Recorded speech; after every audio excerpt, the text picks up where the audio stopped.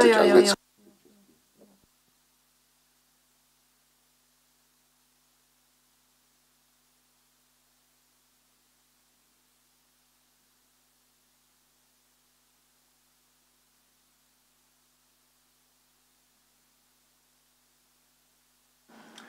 Náhradníčka. Takže mikrofon na dotazy, zkouška zvuku do kabiny. Jenom poprosím, aby to nebylo moc, případně do těch sluchátek, protože ono se pak vrací trošku přes ten mikrofonek, aby to nebylo moc nahlas v těch sluchátkách. Znáte to. Tak a já si vezmu ouško.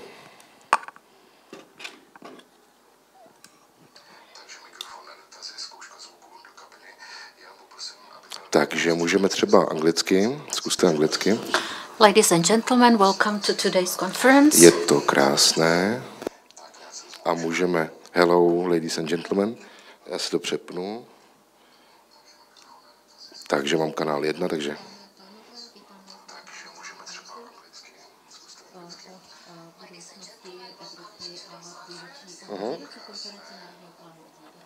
Tak já se ještě projdu.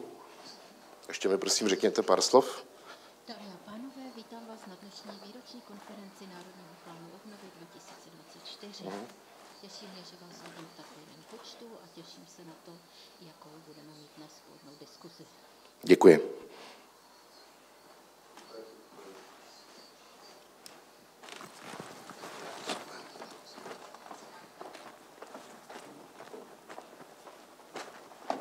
Nevíte heslo na Wi-Fi? Zatím ne, ale zjistíme pro vás. Zkusím zjistit heslo na Wi-Fi. Ale jakoby ideálně někdo od baráku. To myslím, že ne, to je naše.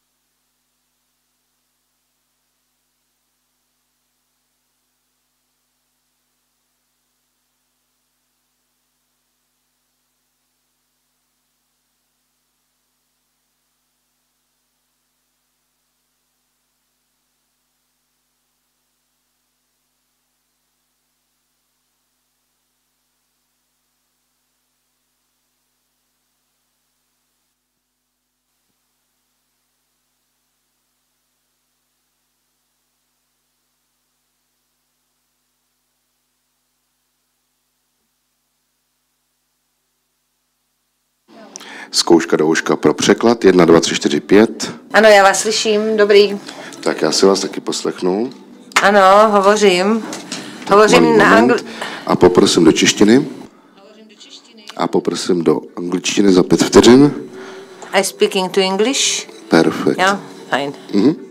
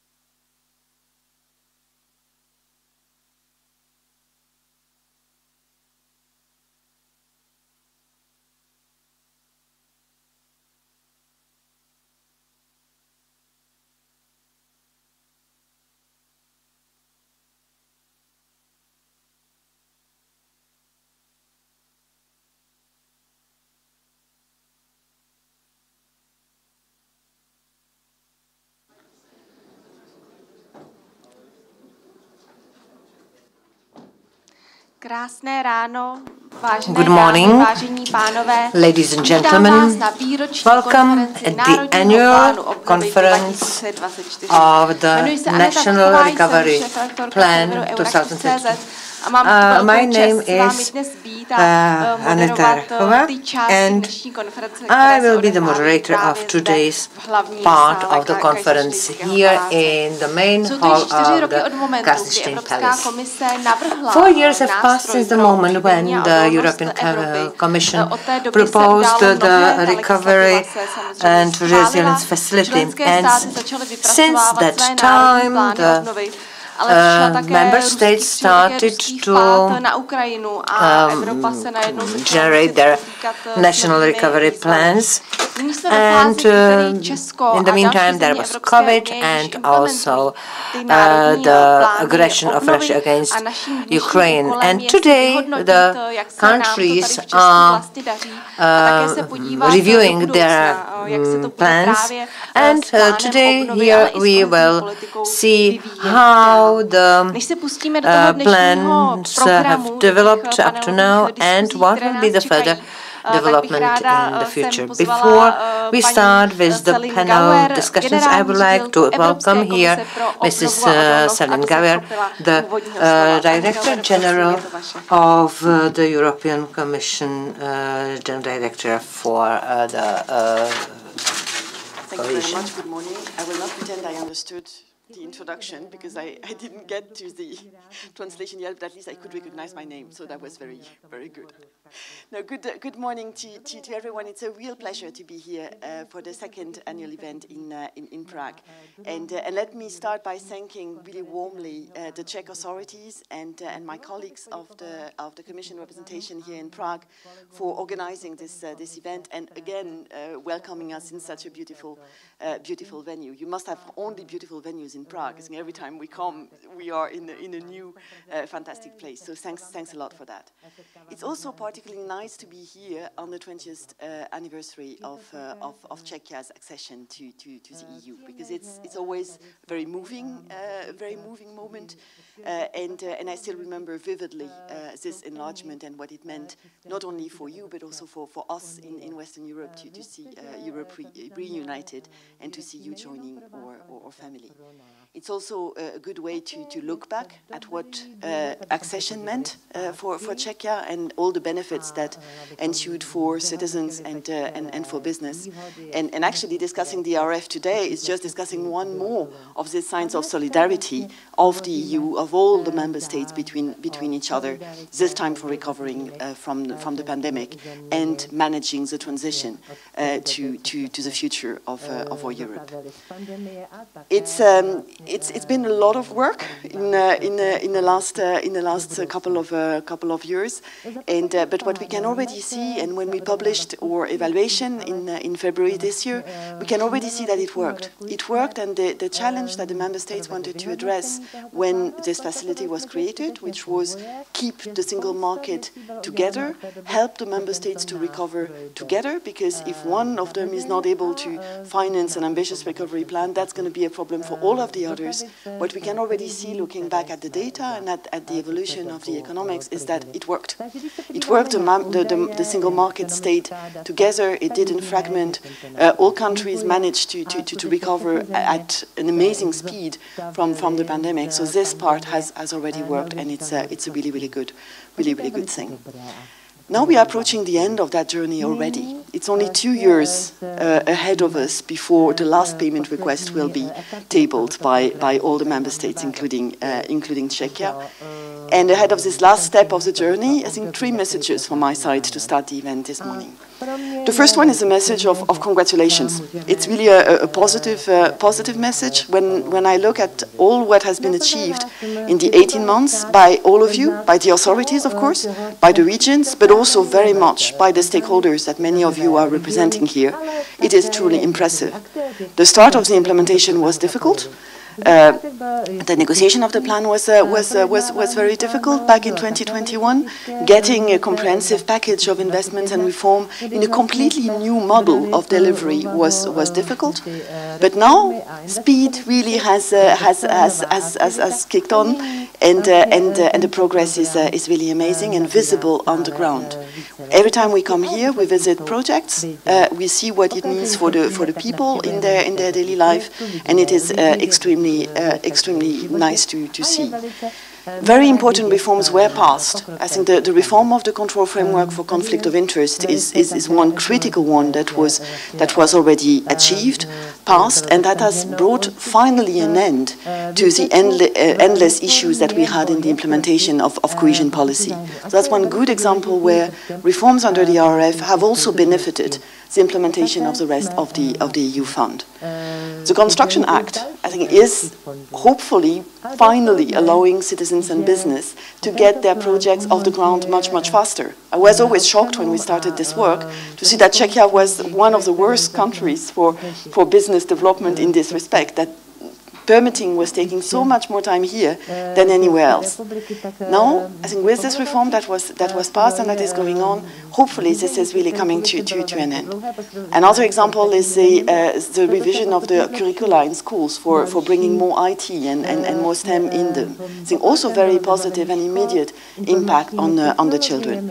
So all of these reforms are already behind us. They are on the ground, they are implemented, and they are triggering benefit. But also very visible for citizens are all the investments that have been completed. And that is going in many, many different fields of activity. Reforestation. I remember 2 summers ago when your forest, your beautiful forest, were really subject of serious damages. Now I think by the end of this year we will have 24,000 hectares re-managed and reinvigorated thanks to the RRP. Road safety and rail safety, all of this, new bridges, reconstruction of bridges, crossing ways to improve safety. I think this is already on the ground, this is already working, this is already saving lives for citizens, and that is an extremely important thing. So all of this has also triggered 2.7 billion to be disbursed from the EU to Czechia, supporting this transition, supporting the economic recovery, and this is an extremely good performance. Another extremely impressive development in the last 2 years is Repower EU. So Czechia had a particular responsibility for this because it was it was having the presidency when it was negotiated, and it did that extremely efficiently, ensuring that this regulation was adopted in record time. But it was also one of the first member states to present its Repower EU chapter and to start implementing it. And it is particularly critical for Czechia because of its geography, because of its dependency on fossil fuels, and because of the necessary transition away from Russian fossil fuels. So it was extremely good, and it has brought the total envelope of support for Czechia to 9.2 billion. So all of this is really positive and extremely good reasons to celebrate. So I would like to see this event also as a little bit of celebration. A little bit of separation, but, and that's my second message, no complacency at all, because the hard work is still ahead of us. What we have achieved is good, but it's not half, it's a third of what remains to be achieved. So we have much more to do in the next 2 years than what we have done in the past 4. And that is true, again, both for reforms and for investments. For reforms, I think one critical point for me is that those reforms that are in the plans are not there only to get money from the EU. Yes, they will trigger money, and that's very good. But they are there because they correspond to challenges that are important for Czechia. They were developed by Czechia in response to findings that were made also by Czechia and by the other member states, as this is really the issue that has to be addressed. And one very good example of that is long-term care. I think long-term care in Czechia is again one of the places where it is the least developed, where families are suffering the most because they don't have the means, they don't have the support, they don't have the infrastructure to support their elderly or their people in needs. And this has an impact that you know better than I do, because you live here, on each and every family. So the reform of the system, the way to find that you have an adequate provision of community care and, when absolutely necessary, institutional care for the people that needs it, in view of a demographic change that will affect Czechia as it does affect most member states, but particularly severely here, is extremely important for the country. And the good news is that thanks to the RRF, not only you get a framework and timing for that reform, but also you get the financial support to do it. And that is something that is not coming back. That is something that is really unique here to implement that reform. So there's urgency to do it. It is on the agenda for the coming weeks, and we are working very closely with the authorities to ensure that this opportunity is not missed. It's only one of the examples. There are a lot of other critical reforms to be done in the coming months. Affordable housing, of course, is one, but also the framework for fighting corruption. So we did a lot of reforms, it's very good. You did a lot of reform, it's very good, but we still have a lot to do. And we still, of course, have a lot of investments to complete. And 2 years to complete large-scale investment is precious little time. We visited in one of our previous mission, a hospital in Prague that was having extremely ambitious program and development to improve the quality of care. This is excellent. We haven't been back there. We really hope the works are over now, because they will have to be over, and we have very little time to get them over. That's true for hospitals. That's true for the oncology center. That's true for all of this important investment that will come in the coming days. So a lot of work ahead, a lot of very important challenges ahead. We'll be standing with you, with all of you, but we will also count very much on all of the stakeholders, regions, local authorities, project promoters, to get this done, because it is not from Brussels that we can do it. It's really from here locally. And my third and last message before I leave you to the really interesting discussions of the panels going forward is on communication. Lots of good things, lots of positive things, lots of things that we actually saw in the headlines in the Czech media, but without any mention actually that you have huge European support for doing them, that you have very significant financial flows to all of these projects, all of these investments, all of these reforms. I think that we barely saw in the Czech press. Even when we do huge disbursement, I think in February we did a 700 million disbursement. This is not peanuts, this is a lot of money, but basically nothing. So please help us. I know if you're here, I'm preaching to the converted, I know, but please help us. It is not only because I like blue. Blue is my favorite color. It's not, and thank you, Paulina, it looks great. So it's not only about the color, it's not only about the stars, about the flag, or about the branding thing. It's because it is really important for citizens to know what Europe is also doing. It's not something far, something that is not relevant for them. No, it is something that is directly relevant. And a few weeks ahead of the elections, we would all want them to know what they're voting for or against. I think they can choose, but at least they should be informed. They should know. So I don't know if the journalists I will meet later today are in the room, but if you are, please look at that and share and inform. I'm not trying to do propaganda or anything. I'm just trying to inform. All of this realization, all this help that Czechia is getting, please let people know. Otherwise, they don't know.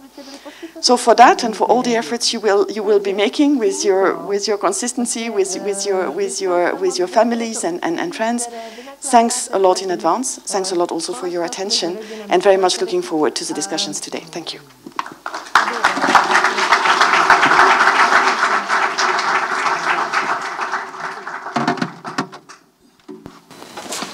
Thank you very much. Děkuji moc, Celine Gauer. Thank you very much for your introductory word. As you might have noticed, we are having a bilingual event, Czech and English, but translation interpretation is available. So if you need to listen to the interpretation, please fetch the headphones. So now let me invite on stage Mr. Milan Pěcha, the head of or representative of the Ministry of Industry and Trade. Děkuji. Já bych možná pokračoval And I have a few comments before I go to my prepared presentation. Actually, the presentation was prepared for the Minister Sikela, but the government now is in session. Some of you will meet him in almost an hour discussing the energy reforms. But to the topics mentioned in your presentation. Well, even though we really try to present the plan in all the groundbreaking ceremonies, it doesn't go to the media because it's not a bad news. You know that the media always present something when it's not going well. So I'm very happy that we are not in the headlines of the newspapers, not yet, and I hope we will never be on that level. And of course, we will work more on the presentation. It's also true that the investments are running well in the Czech Republic because we have built them on the cohesion.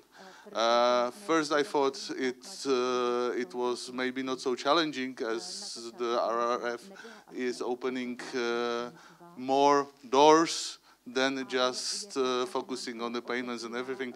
But afterwards, I think we did a good choice because all the Brussels auditors and our auditors, let's say, they audit the processes anyway.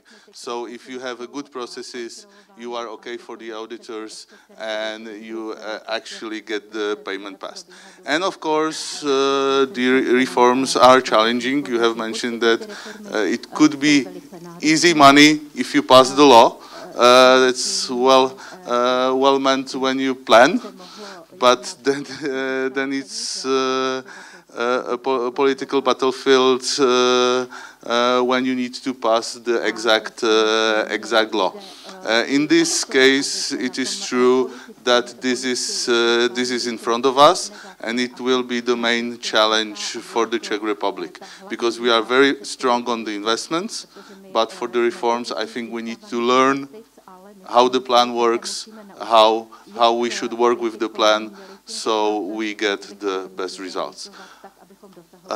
Dobře, tak tady jsem si dovolil krátkou poznámku. A quick note. That was a quick note concerning the prior presentation, and now on behalf of Mr. Sikela, the Minister of Industry and Trade of the Czech Republic, let me present the opening speech. Ladies and gentlemen, allow me to welcome you to the second annual conference organized by the Czech Republic in connection with the National Recovery Plan. Last year, many of you may have asked yourselves whether the Czech Republic needs a national recovery plan. Today we are already seeing concrete results and the reforms, investments and projects that speak for themselves. At the outset, the national recovery plan was intended to address the problems associated with COVID-19, but the turbulent developments in the world have shown that the national recovery plan has become a tool with which the country can respond to other critical situations, be it the war in Ukraine or the energy crisis. EU funds are helping to make the Czech economy more competitive and sustainable. The plan aims at economic stability and building a resilient society. The word plan is key in that. The plan is a living organism. It must be implemented and adapted to the current situation, which is why each plan has its own evolution. I would say here that the Czech Republic and the EU are changing the world at the moment. Strict attitude is not always motivating, and many countries were facing a word, an English word, suspension. And in this respect, we will do all we can not to be subject to suspension in the Czech Republic. And I perceive the National Recovery Plan as a significant tool that helps the whole of Europe. It fits into the mosaic of the next generation EU. It is a unique instrument in its scope which reaches into many areas of everyday life, and its impact. It's visible in all fields, in education, health, agriculture, social area, culture, business, support, science and research, energy and more. On the 2nd of April 2024, the Czech Republic received another payment from the EU's Recovery and Resilience Facility amounting to almost 17.7 billion crowns. This is the second payment out of a total of 228.4 billion crowns that the Czech Republic can draw under the National Recovery Plan. But that was not easy. The Czech Republic has met 28 milestones and targets. A number of reforms and investments have been implemented that will bring positive changes for citizens and businesses in the Czech Republic, impacting key areas such as clean mobility, health, forestry, water, research and digitization. To be more specific, the first 5G projects for smart cities have been completed. In Brno, the construction of a unique project in Europe has started. The creation of a medical and research facility in the Bohunice area of Brno, the so-called biopharma hub of Masaryk University, will link modern research with the pharmaceutical university, strengthening drug self-sufficiency. The construction of the campus of the Faculty of Medicine and the Faculty of Pharmacy of Charles University in Hradec Králové also contributes to the development. The project will contribute to increasing the number and quality of personnel for research and also the medical sphere. We are promoting electromobility, individual education of the population, digitizing public administration, all step by step. And I believe that we need to be more efficient and self-sufficient. And today's panel will show us what the Czech Republic is about to do. So thank you all for coming, and I am looking to today's fruitful Děkujeme discussion. moc panu Pěchovi za úvodní slovo, ať už to anglické nebo to české. Thank you for the introductory word, and I believe we can open another part of our today's agenda. First of all, we will discuss three specific topics which are subject of the National Recovery Plan. First of all, we are going to speak about energy. Then from 10 o'clock you can join parallel discussions concerning affordable housing and education, which will take place in the rooms downstairs. Then there will be a short coffee break, and that will be followed by the presentations of certain projects which were implemented or are being implemented in the Czech Republic thanks to the National Recovery Plan. Then we will have lunch, and finally there will be a panel which will focus on the future of the Recovery and Resilience Facility, but also the cohesion funds. And finally there will be closing speeches. So now we are going to have the first panel, which will run in Czech, and it will be translated in English, and at the end there will be one panelist presenting in English. So let me open the first panel now. So let me invite on stage our distinguished panelists. Mr. Petr Třešňák, Deputy Minister of Industry and Trade, please take a seat. Then Marie Donné, the Director of a Task Force for Recovery and Resilience, Mr. Štěpán Chalupa, the President of the Czech Renewable Energy Chamber, please take your seat. And last but not least, Ondřej Pašek, an expert from the Friends of the Earth movement. So please can you join us on stage and take a seat, please. So I will also sit down, join our panelists to be able to start the discussion. Dovolte mi ještě na úvod říct, že do diskuse se samozřejmě budete moci zapojit vy všichni. Máte k dispozici slajdo, ke které se můžete připojit. QR kód je za mnou, takže můžete posílat dotazy skrze tento online mechanismus. Já se budu koukat průběžně, co nám tam přibíhá za dotazy, ale zároveň samozřejmě se budete moci ptát i zde osobně, jakmile vám dám proto prostor, tak budu očekávat, že se třeba přihlásíte, já vám poté budu moci dát slovo a budete se moci naši řečníků rovněž dotazovat podobně jako já. A teď už tedy můžeme začít s diskuzí. Děkuji všem řečníkům za to, že se připojili sem k této debatě o právě energetických reformách, které můžeme v Česku realizovat právě díky Národnímu plánu obnovy. A já bych nyní ráda poprosila pana Petra Třešňáka, náměstka ministra průmyslu a obchodu, který má pro nás připravenou prezentaci na toto téma, aby se chopil slova a prezentoval nám tedy energetické reformy v Česku realizované v rámci Národního plánu obnovy. Můžete results which were reached in the frame of the National Recovery Plan in the Czech Republic.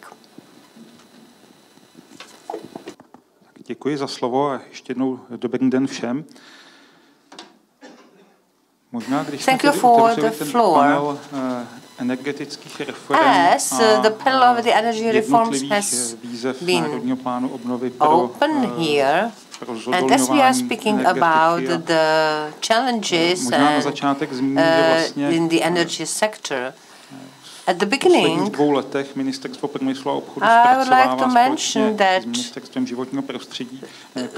the Minister of Industry and Trade, together with the Ministry of Environment, is processing the plans for the state energy concept, the strategy, and the climate change response strategy. And we've also identified some other areas beyond the renewable sources. And in the nearest future, we will můžeme poprosit režii, zda nám tam dá prezentaci, potřebujeme pauzičku, dobře, tak poprosím vás, jestli můžete zatím... Já budu klidně pokračovat. I can continue without the presentation and it will be shown later on. Většinou je tam stejně nudného textu. The slides are filled in with text. So I would like just to mention that to increase the share of the renewable resources and their connection to the network, to the grid. At this moment, the capacity seemed to be limited, and we've initiated the component, I think, 7.1, strengthening of distribution grids and increasing of their connectable power in connection with the development of renewable energy resources in the Czech Republic and further development of photovoltaic sources. As well as the water power plants. And this is also connected with the component 7 to support to decentralization and digitalization of the energy sector, which is very important for our sector in respect of sharing the energy in the frame of the energy associations, but also from the point of view of future development. Nicméně i samotné navyšování obnovitelných zdrojů v souvislosti s dekarbonizací, ale i zvyšování odolnosti in connection to decarbonization and also jsme podpořili In the component 2.3, we've increased the installation of photovoltaic panels. So this photovoltaic components have been installed in quadruple volumes in the Czech Republic compared to Greece. The Czech Republic has quite central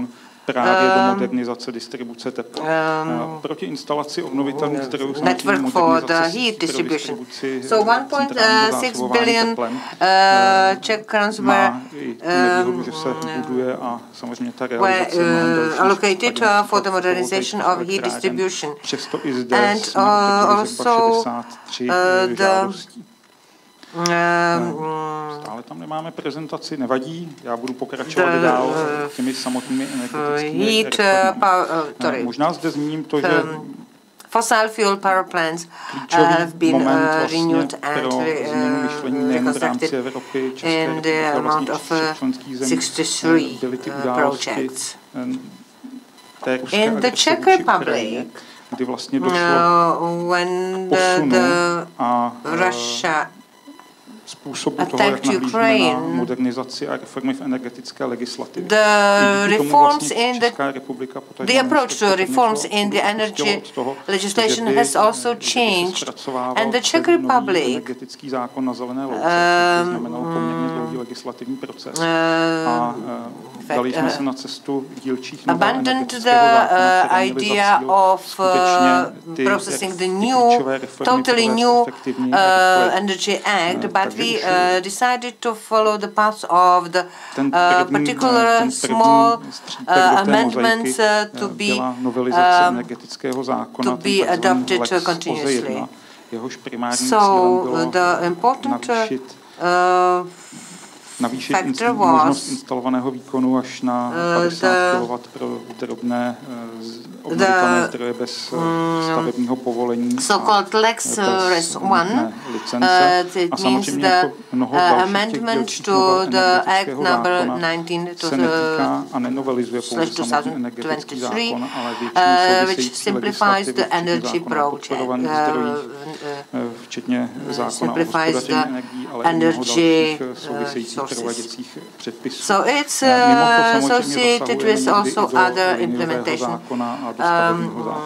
regulations. Kdyby tam byla prezentace, tak já mám dokonce jeden slide. If there were the presentation shown, it would be very well visible on the slides where the time schedules are presented and how it would come into force and effect. Speaking particularly after Lex OZE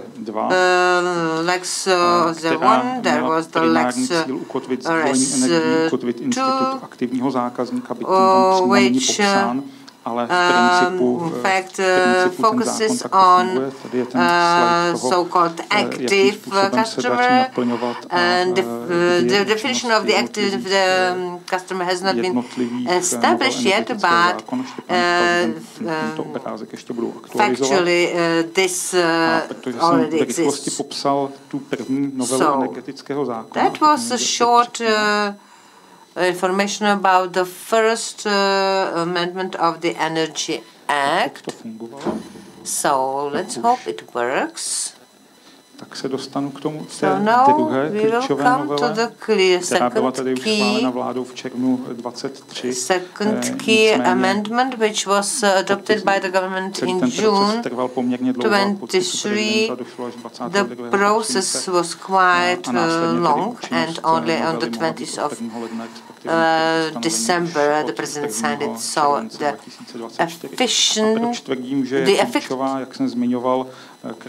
effect of this act is from the 1st of July. This act introduces the definition of the active customer with having the possibility to share the electricity produced through so-called electricity data center. I don't know whether it's worth to describe here how the concept of the active customer would work, and proti tomu energetické společenství. It could be a group of up to 10 větších skupin. people who produce energy together and share it among themselves, and they will be able to do this without any territorial restrictions, which for the future could in fact include the functionality of the energy data center.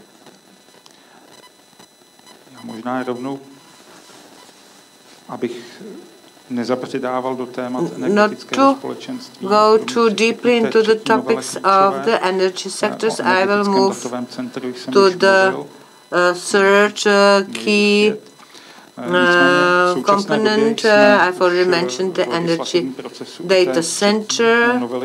At this moment, we are in fact discussing the third amendment of the Energy Act. It's been already submitted to the third reading, so we hope that it would be adopted and could come into effect since the 1st of January 2025. So here I would like to mention the aggregation, accumulation and flexibility, which are the main rules. So probably the conditions for energy trading will be also included there. I think it's not necessary to describe all the definitions and all the rules of handling the energy. Aggregation is a new form of trading with the energy, and flexibility is the tool which should serve to the assurance of the energy security to inhabitants. So that was my introduction concerning the components of the energy reforms in the frame of the National Recovery Plan. So speaking about the legislative process, of course, all this topic is also closely connected with many other aspects. So I believe we will be able to discuss them in the discussion, and I would like to apologize once more for the technical issues at the beginning. So thank you very much for your presentation. Now we can start our discussion. I would like to highlight that you can raise your questions not only here in the hall, but also through Slido application, so you can write your questions also online. So let's start the discussion. Mr. Třešňák has presented what has already been reached in the Czech Republic, what has been already implemented in respect of the new legislation.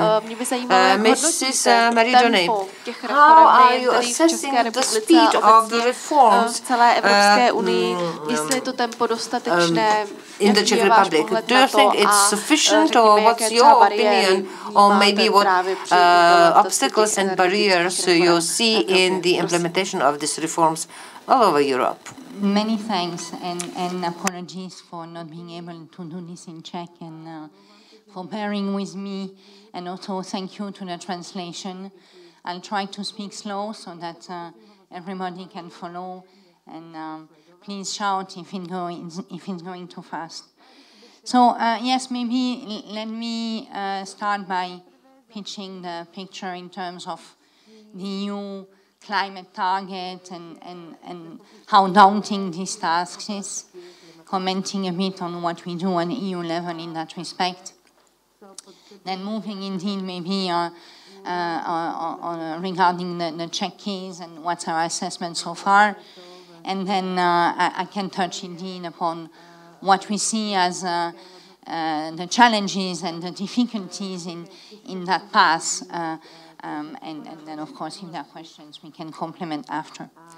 So, yes, the EU has defined ambitious climate targets with clear different rendezvous points in 2030, 40, 50. As you know, 2050, the objective is neutrality.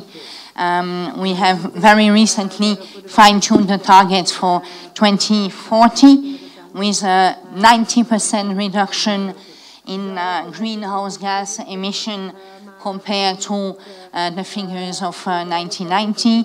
And there is this intermediate step in 2030 with 55 reduction, again, always compared to the baseline. So there's a path, and that's needed to, prepare that transition, which is indeed quite challenging.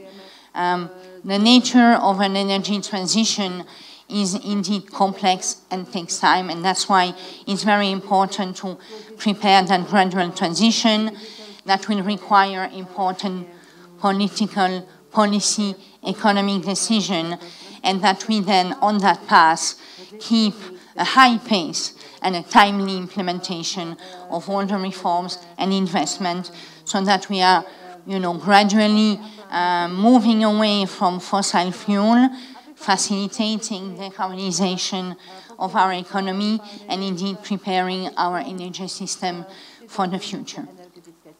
So that path has been there already for some years, but obviously the Russian invasion of Ukraine accelerated all this, and if anything, instilled a sense of urgency for Europe in the need of reforming Europe's power sector, and indeed the crisis forced us to reevaluate our energy choices. And already, I think, I don't want to conclude yet, but we can probably say that over the last 2 years, it's been very dynamic, and a lot of things have been changing. So you feel that acceleration, and there has been a push, certainly with the RRF and Repower. That doesn't say it's over. There's probably still a lot of challenging steps to be taken ahead of us, but certainly when you ask us about the pace and whether things are moving along, we can certainly appreciate the dynamism of the last 2 years across the EU.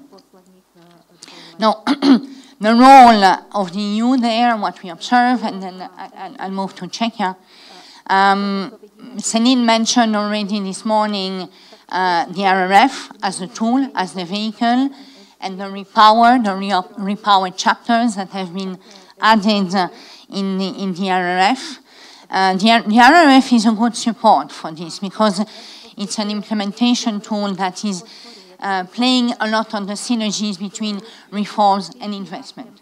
And it's very important to be effective and indeed have that acceleration to play on reforms and investment. So you have in the RRF built-in indeed all that implementation of necessary reform to speed up energy transition coupled with investment on renewables, on energy efficiency, as well as important changes on grids, in their resilience, and including cross-border. And in the EU, for us, it's very important also to have this cross-border dimension.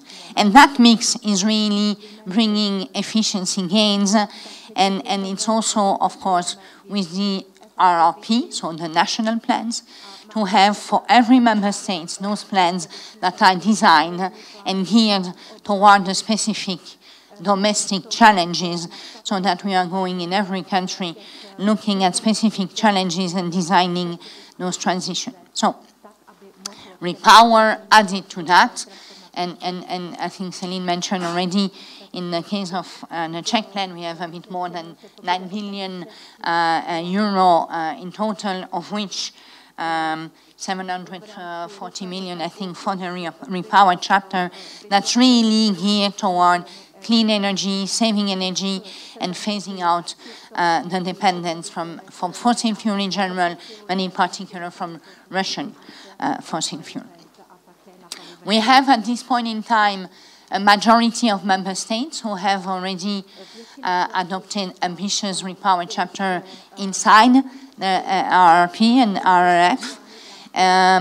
22, so still some member states are due to submit their Repower chapter.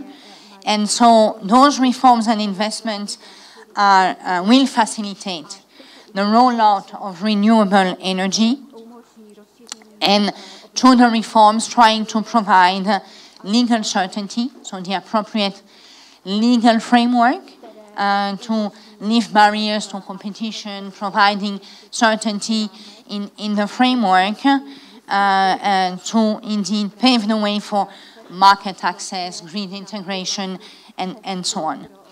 An example from Greece, for example, I'm checking the figures so I don't say anything stupid. So Greece adopted an ambitious reform of simplification of licensing and permitting, aiming to reduce licensing from 5 years to 14 months regarding implementation of renewable. And also it passed important offshore wind energy law, aiming at installing 2 gigawatts of offshore wind farms by 2030. So we have also in the plans in several member states a lot of reforms and investment geared at upgrading power grids to create the condition to meet our targets indeed in 2030, which are already very ambitious, and will need to rely on decentralized system so that we can also have an appropriate demand response to improve the flexibility of the grids.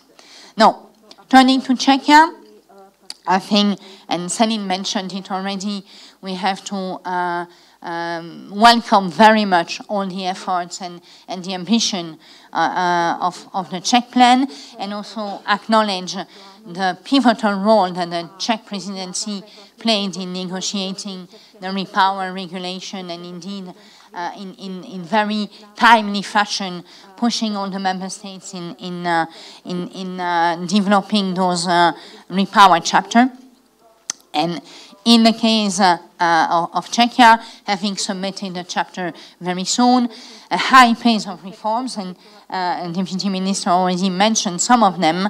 We have indeed Lex RES 1, so it's a bit jargon, but renewable energy sources 1 and 2 and 3 is in the making. So we have already reforms removing permitting requirements for small-scale installation, and simplification for, slightly bigger one, but overall really a big push on permitting and facilitating the rollout of renewable energy.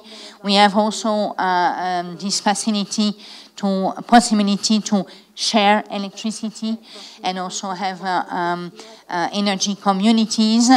And in general, of course, maintaining the pace of implementation is key. So we are very much looking forward to the third part and the forthcoming part with the electricity data center to be ready with reforms and investment that will also facilitate the operation for consumers to know the capacity available on the grid, and the possibility there to interact.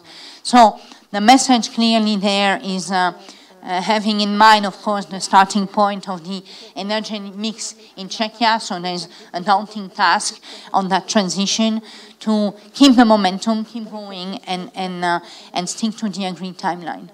Maybe I stop here, and then we can develop later on the challenges. Thank you.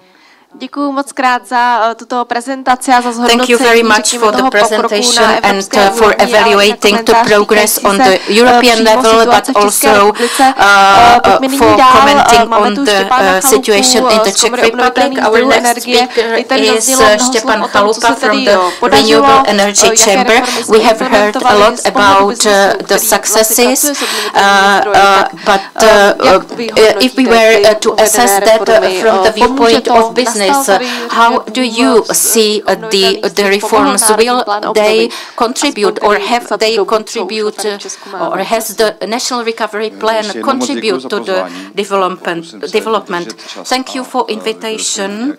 I will try to stick to my time allocation, and I will try to focus on some key messages. So the first message is, yes, it has helped, it has contributed. And what is positive and important here is that in the hard times that we have been experiencing, thanks to the ad hoc and accelerated support to various instruments, we have learned to find compromises, including in legislation. Previously, we were debating things for a long time. We knew that we wanted to change legislation, but we were unable to agree on details. And thanks to the support from the EU Commission, many of the preparatory works that have been mentioned had some administrative background, and what is positive here is that the Lex OC1 and OZE2 passed the parliamentary debate very smoothly. I even think that in one case there was no vote against. So I would also like to say that I would like to emphasize that we are at the top place. The Czech Republic is at the top place in promoting renewable sources. So I am proud about that, and I would like to thank mainly to the Ministry of Industry and Trade for that. As well, not to speak about the legislation only, what is also positive is that we were successful in recapping on photovoltaics because the situation was not positive, but it was restarted mainly as regards domestic consumption thanks to the financing from RRF. What is also positive is the connection to the possibility connection between photovoltaics and electromobility in business, which is a project which has been just launched. And if I were to mention some challenges ahead of us, I would like to mention that RRF helps us in simplifying renewable sources permission procedure, and here we might try to define some good examples, or the European Commission might define such good practices examples which could then be implemented in the member states automatically. This regards mainly access to land use planning. This is a challenge here. There have been many amendments in the area of the Building Act, but what we need is to finalize this process, not for the licensing or permission process, especially for wind turbines, not to last for 10 or 15 years. And I believe that with the support of the Commission, we might come up with some universal models that might be implemented quickly. And the second challenge is the setup of the system of support, whether operational support, subsidies, and other instruments to to boost the market, to motivate the market. And what I see as positive here is that there is a possibility for the European Commission to support us in our domestic production from renewable sources. And also the components might receive support from the EU, and also here we would welcome some model example to set up, for example, a mandatory portion, mandatory share for the technology to be provided, to be delivered from the EU. Unfortunately, I don't believe we might be cut off from the supplies from China completely. Thank you. Allow me to remind you that on the ground floor there are two parallel discussions starting just now. The two discussions will deal with the affordable housing and education. So if you registered for the other panels, so please join them there in the ground floor. You know, as the energy reforms are also very closely followed by the civic society, and civic society organizations are also involved in these reforms. So I know that, for instance, the Friends of the Earth movement is very actively involved in all this process. So I would like to know, how do you assess this implementation of these reforms in the Czech Republic, whether your voice was heard, and how are you satisfied with the course of the reforms? Thank you very much for inviting me and for the opportunity which has been given to me, and which was not usual in the past. So I would like to really appraise the Czech government for all these reforms in the energy policy, because what was successful is the connection between the legislation and preparation of the environment for the energy communities and for the customers to be able to use the investment support and to be able to establish all these communities. So I would like to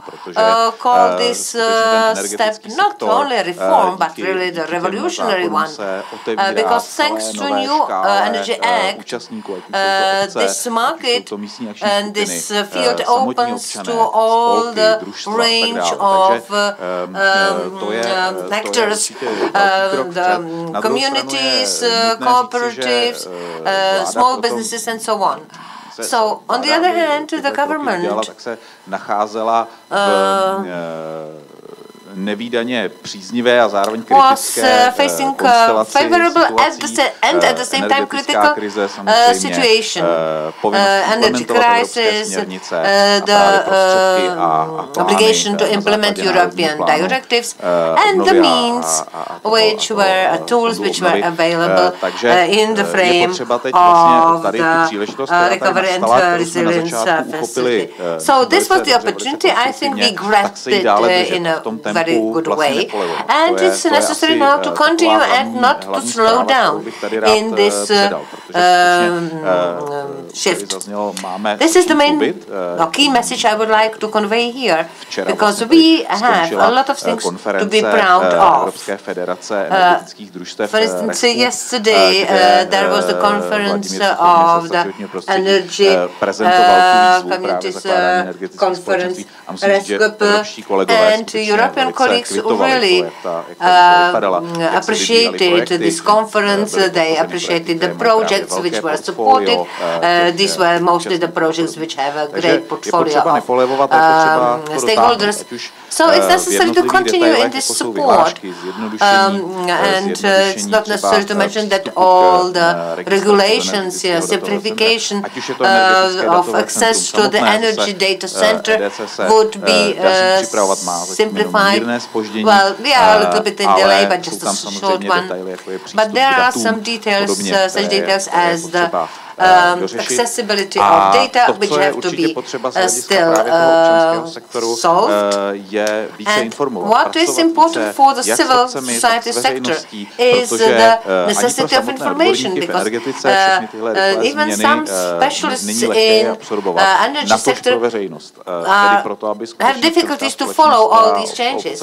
And for the civil society, for communities, for municipalities and so on, it's also necessary to be informed and to be able to follow it, because they need to prepare all their other steps as consultancy, advisory support and so on. And what we are facing is a kind of a barrier, and namely the permission processes, licensing permission procedure processes. So for instance, today you have your city in the red zone, and you know that there will be some transmission station built up, but you don't know whether you will be connected there or not. So this flow of information would be really necessary in order people know what to expect. And you know, the reaction to the crisis was really important. The program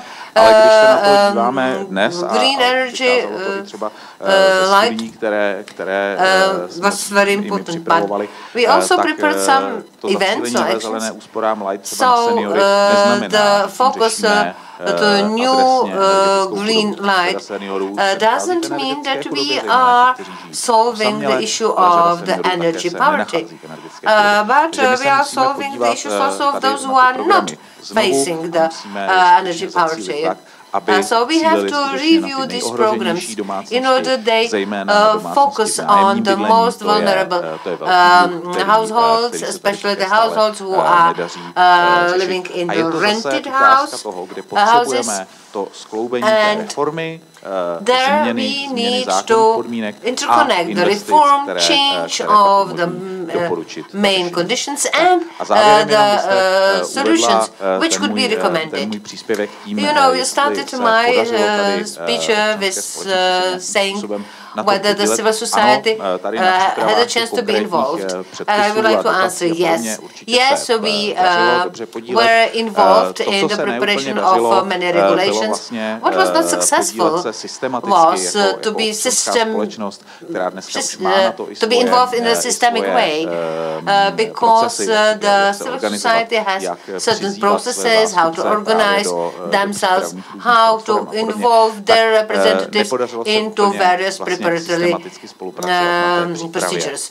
So in this respect, we were not so successful to be involved in the preparation of the alteration of the National Recovery Plan. Well, not mentioning the original one, because everybody remembers how it was. But even now, it's necessary at this moment when we are, in fact, midterm revising the National Recovery Plan and also the cohesion policy. It's necessary in this period to involve the civil society into the creation of all these plans. Thank you for all these words and your views concerning the implementation of these plans in the area of energy sector. I'd like to use some questions from Slido. I'm very glad that you are involved so actively there. So there is a question to Mr. Třešňák, which refers to Lex RES1. It has been approved, that's true, but the permission procedures are lengthy, despite of the fact that the Act was aimed at speeding all these processes.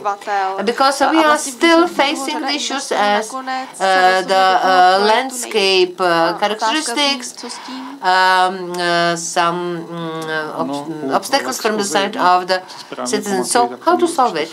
In Lex RES1, there used to be some instruction for the construction permission bodies how to approach it. But as you mentioned, you know, there are differences in the approaches of these permitting authorities. So as regards the effect and some kind of the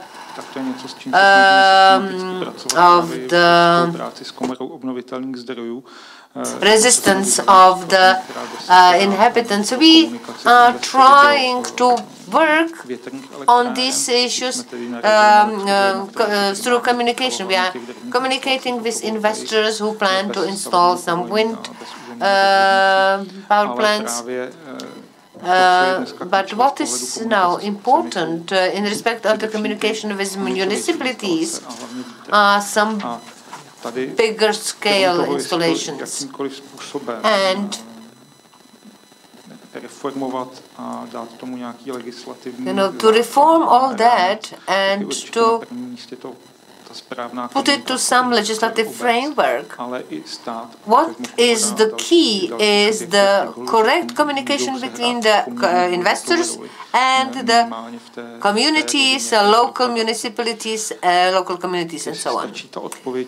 So, because if that communication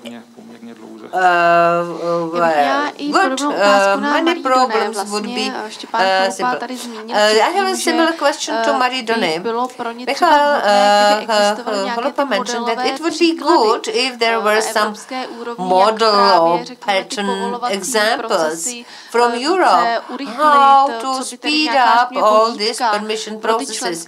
Maybe it could be kind of a guidance for the member states. What do you think? Is it possible? Is it realistic at the European level to produce some kind of these or generate some kinds of this list of good examples to speed up all these processes?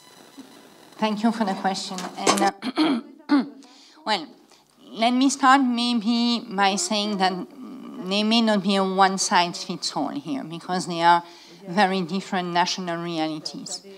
But maybe I'll spend a bit of time talking a bit about what we see as general guiding principle and what we see as potential challenges and hence from there what is a recipe for success. But yet, even though there may not be a one-size-fits-all, I think there is plenty of information on what the other member states are doing in terms of what are the reforms or investment included in the plan, what are the main designs and so on. So if you go on the website of the RRP, you have several instruments and a lot of transparency about what's happening in the other member states in terms of the design of the reforms and investment they're doing across the board. Because again, for one member state, the starting points in terms of energy mix are very different. The specificities of the infrastructure is different. The local geographies are different. The territorial reality or social realities are different. One country will spend, you know, more investment and more attention and reform on solar. Another one on wind. Another one on hydrogen and hydropower. So again. Those plans and the path towards reducing the dependence on fossil fuel is very country specific. Now, this being said, and again, have a look at the website because you find thematic overview by teams, renewables, energy efficiency, and so on, and you find country description, and you have maps, and you can go and you zoom on the maps, and you can check what the projects are and how they are designed. Now, coming back to maybe a bit those big guidelines, I think that, as I said, all those reforms are complex, and it takes time, it's sensitive, and we have also to do this with an eye on respecting important energy security concern. So everything you do has to be done while ensuring reliable and affordable energy for citizens and business, making sure that you, of course, ensure the transition to low-carbon economy so we meet the climate goals. You have to make sure that you reduce your dependence on external suppliers, so somehow you have to look at your domestic supply and diversifying those sources, and indeed making our own infrastructure and energy system more resilient, their own domestic grids, but also working on the interconnection when it's relevant. So while doing so, of course, there are a lot of challenges, and so certainly things that we notice are recipe for success. Challenges are huge investment constraints, a lot of investment needs. So in the infrastructure, in the technology, in the skills. Also, we haven't talked maybe a lot about the skills so far, but a lot of skills are needed to facilitate that transition. They're green skills. As we mentioned, in the RRF, we have financial incentives across the board. And again, playing on the synergies between reform and investment is key. In the Czech case, for the electricity data center, the Deputy Minister mentioned there is a reform, there is a legislative process ongoing, but there will be also an investment with the setup of the platform for the energy sharing. The regulatory challenges, and again, that's also country-specific, and that's why there is maybe not one perfect recipe. The regulatory challenges are complex because we very often start from an outdated framework, an outdated legislative framework, and we need to remove the barriers to entry, increase competition, encourage innovation. All this sometimes means that the legal changes taking place in the member states have also implication for other legislative aspects. When L'Express 1 was passed, I understand that you also had to change your construction and building act. So you have interconnection in other legislative dimension. And when you do that, it's important to try to streamline regulation, increase transparency, improve transparency, making sure everything is well coordinated. And again, from one country to another, the way to do this, the decision process, the governance, maybe sometimes a regional aspect, all this means that it has to be really tailor-made to be efficient, sustainable, and fair. I think also coming to another important element, and I think you also mentioned this, André, is a social acceptance and a fair transition. Energy reforms require behavioral changes. Everybody, firms, business, households, they have to change their consumption pattern, consumption habits. And that's not easy, and there's a cost, and it has to be fair and accompanied. There has to be a social dimension and equitable distribution there. So you need to build social acceptance to have the support for those difficult changes and behavioral changes. So maybe also let me mention an EU initiative in that respect, the Electricity Market Design Rule, which was passed recently, which is indeed aimed at prices and energy bills, what really matters to the citizen, trying to, disconnect a bit the pricing of electricity from market fluctuation, increasing consumer rights, increasing the protection. These are important elements in the package of very complex changes. So, again, no magic sticks, but certainly in accompanying those processes, and again, in line with the national specificities, what we notice is a bit of a common thread in finding the right way on that path. We need political leadership. You need really the national authorities being behind it, committed, leadership, explaining and a lot of education work in explaining those difficult reforms. And again, Czech presidency showed a lot of leadership there with the negotiation of repower regulation. You need stakeholders engagement, so you have the stakeholders here. They are also important because you need the industry representative, civil society organization, academia, local community, energy communities. Everybody is part of building that consensus and fostering cooperation.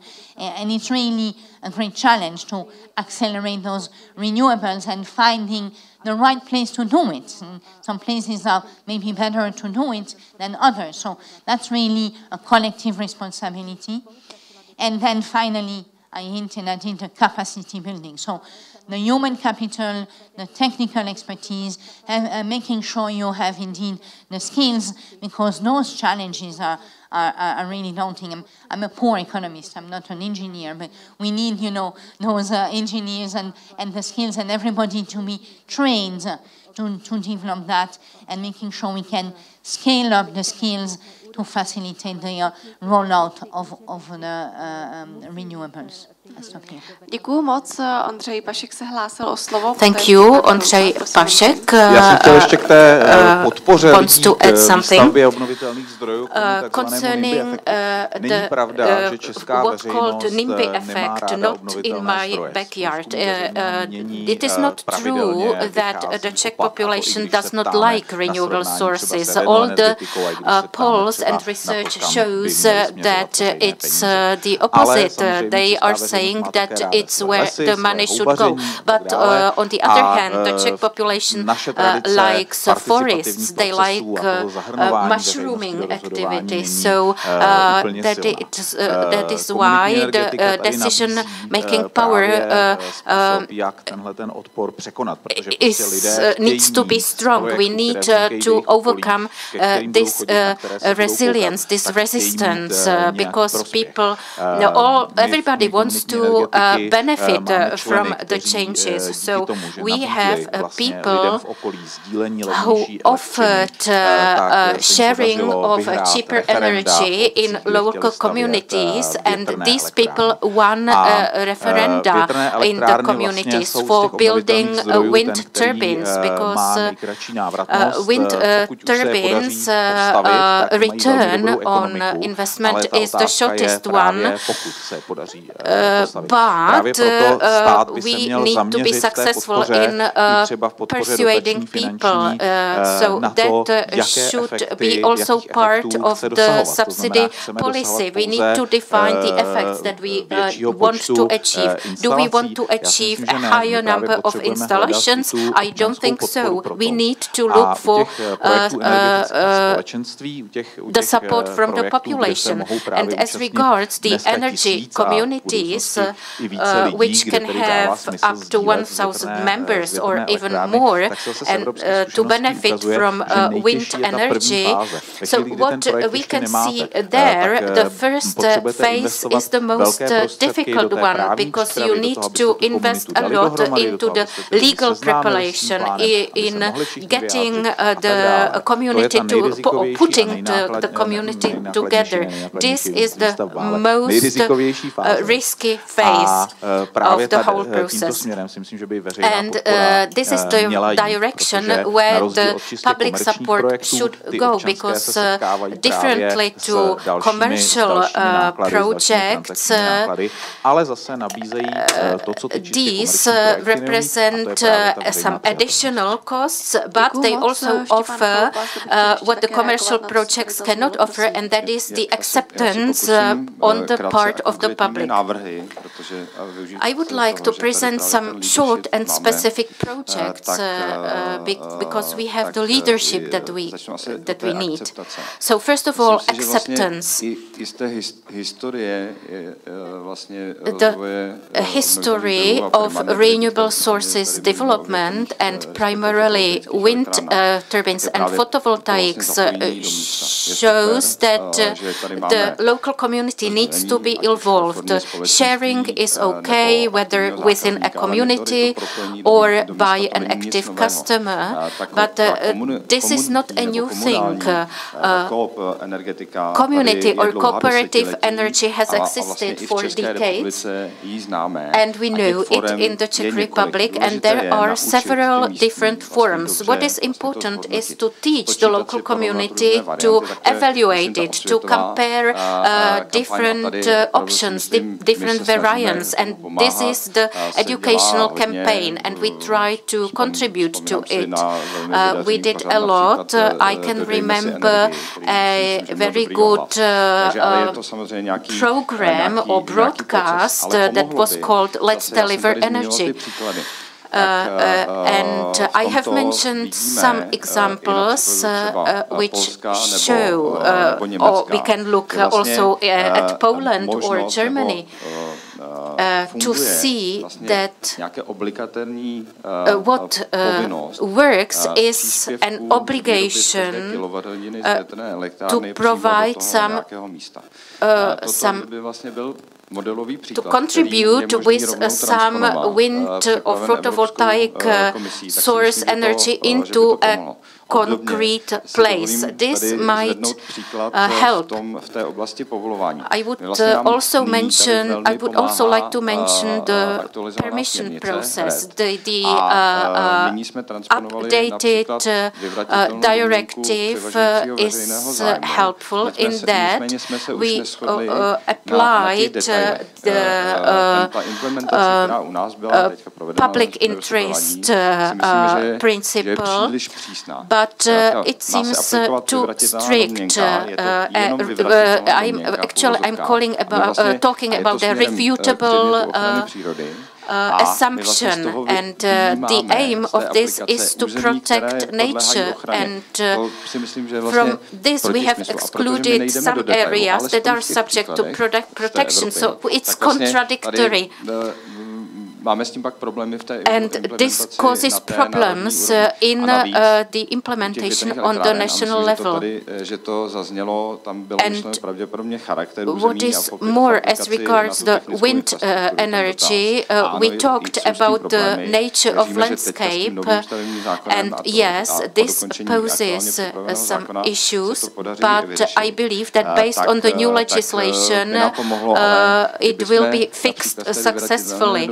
But as regards the refutable assumption, it should not apply only to water protection, but also we should apply that to the landscape protection. But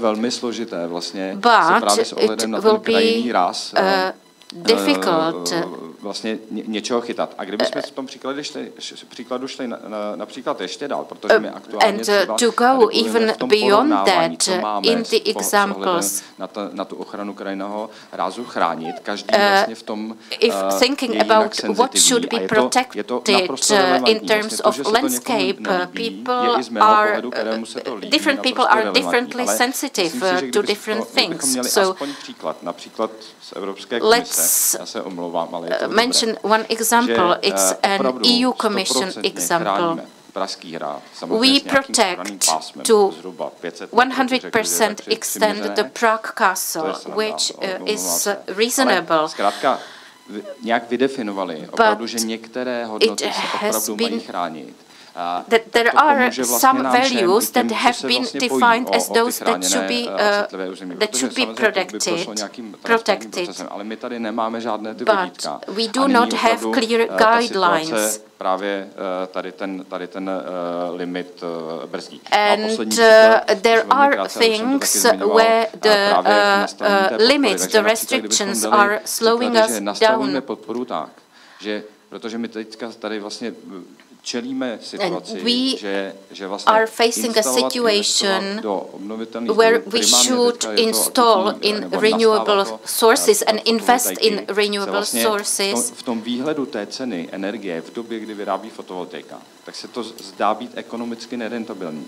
And as regards photovoltaics, it doesn't seem really profitable. The return on investment doesn't seem to be good at the moment, but we should be flexible. We should connect photovoltaics with wind energy.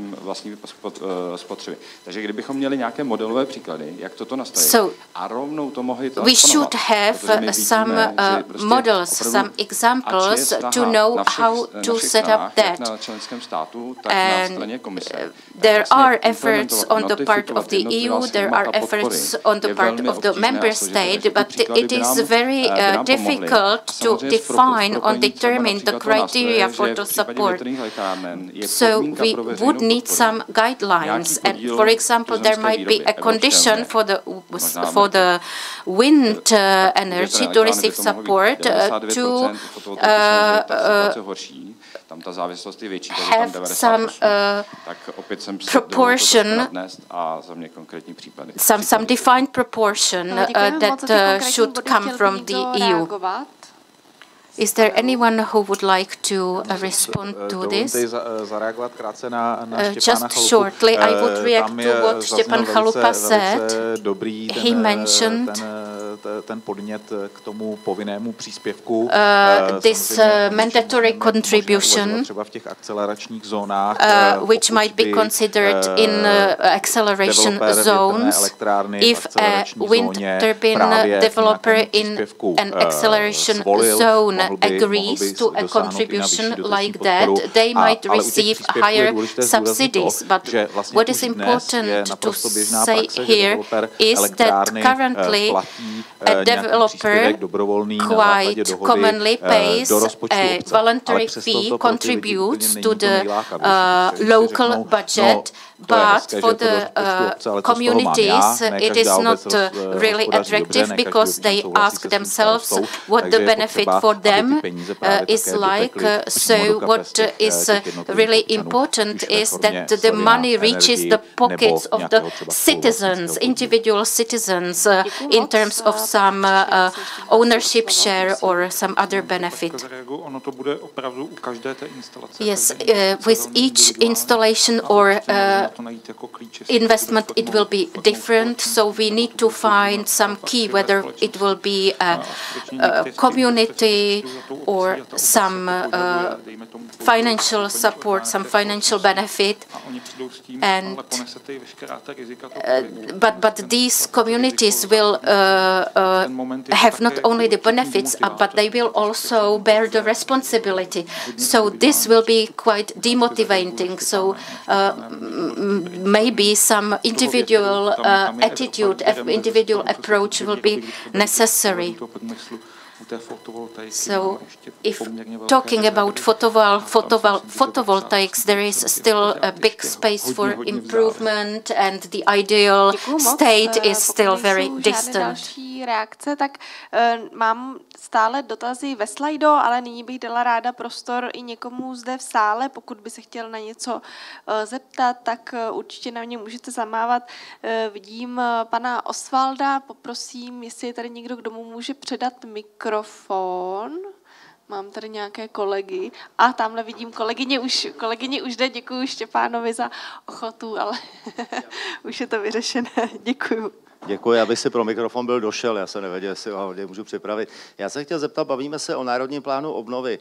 Obnovitelné zdroje samozřejmě ano, ale proč nevěnujeme zhruba stejnou energii do akumulace energie nebo stejné prostředky? Protože já bohužel jsem kdysi energetiku vystudoval a vím, že celou historii jediný problém zásadní je akumulace energie. Možná, že v okamžiku, kdybychom se zabývali akumulací a věnovali tyto prostředky, které dáváme do obnovitelných zdrojů, do akumulace energie, možná bychom nemuseli pak obnovitelné zdroje dotovat a fungovaly by nám sami a byly by rentabilní. Děkuji. Já moc děkuju, poprosím opět o předání mikrofonu. Akumulace energie, možná poprosím... The issue was that we should pay attention more to accumulation. I'm sorry, I had the microphone switched off. So as regards the accumulation of energy, so Petr Třešňák, what is the support to accumulation of energy in the Czech Republic? As already mentioned, the accumulation will be covered in the new amendment to Energy Act, Lex RES 3, and there are some means also which will be dedicated to accumulation of energy. Yeah. So it seems that some support to accumulation is already existing here. So what the situation is in the European level, how European Commission can support accumulation of energy in the member states? What do we have available? So let me maybe indeed list a couple of available support, not only for accumulation, but more generally for different types of reform efforts and investment possibilities and synergies. So we mentioned already RRF and Repower, so I won't dwell more on that, but it's important to know that there is also synergies and many other EU funds available that can complement the available support in RRF and Repower. And for example, with a lot of synergies and consistency with the objectives under cohesion funds. So let me, for example, mention that under the Just Transition Fund, Czechia will receive 1.64 billion of grants to support the country phase out of coal-fired power by 2033 and ensure a fair transition in that respect. So, of course, it's focused on some regions in Czechia where there's high concentration of carbon-intensive industry and linked to coal industry and chemical industry. And the idea is certainly also to facilitate that transition while protecting jobs. If I'm not mistaken, we're talking about more than 20,000 jobs there. So the Just Transition Fund is another tool in the toolbox, I would say. Then there's, under cohesion policy, available funds for investment up to the tune of 6.5 billion euro to increase the share of renewable energy and reduce energy consumption, because of course the best energy is the one you don't consume. So and working on energy efficiency, and so from there also reducing greenhouse gas emission in private buildings, but also in public buildings. So to again move away from fossil and go to more efficient and green energy sources with renewables. And that's very coherent between the Repower objectives and the cohesion policy objectives. And there is also under the European Regional Development Fund 4.1 billion that will be targeted at development of clean urban and suburban transport. We haven't talked about transport, but that's also a big element in the equation when talking about reduction of greenhouse gas emissions. So that means developing charging infrastructure, trying to gradually move to clean vehicles, and indeed improving the quality and performance and attractiveness of rail and generally all sustainable transport means. So I have a long list here. The team prepared a long table, but I only mentioned those three, which are indeed also available support for accompanying the climate transition in general. Děkuju moc, Štěpán Chalupa. Můžu krátce na tu akumulaci. Já souhlasím. As regards the accumulation, I agree. Yeah, we are supporting accumulation in connection with the renewable resources. As it has been already mentioned, one of the connectivity will be flexibility, and there I see the possibility of accumulation, which will be supported. And as regards the accumulation itself, which is now under the preparation, you want to have the security, you know,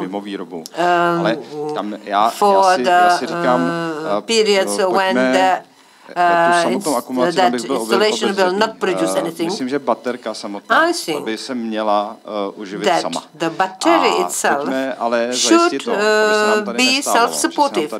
But let's assure that we would not have here diesel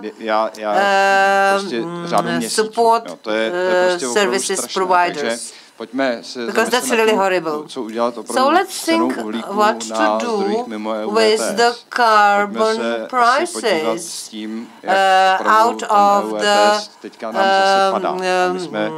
permissions and limits.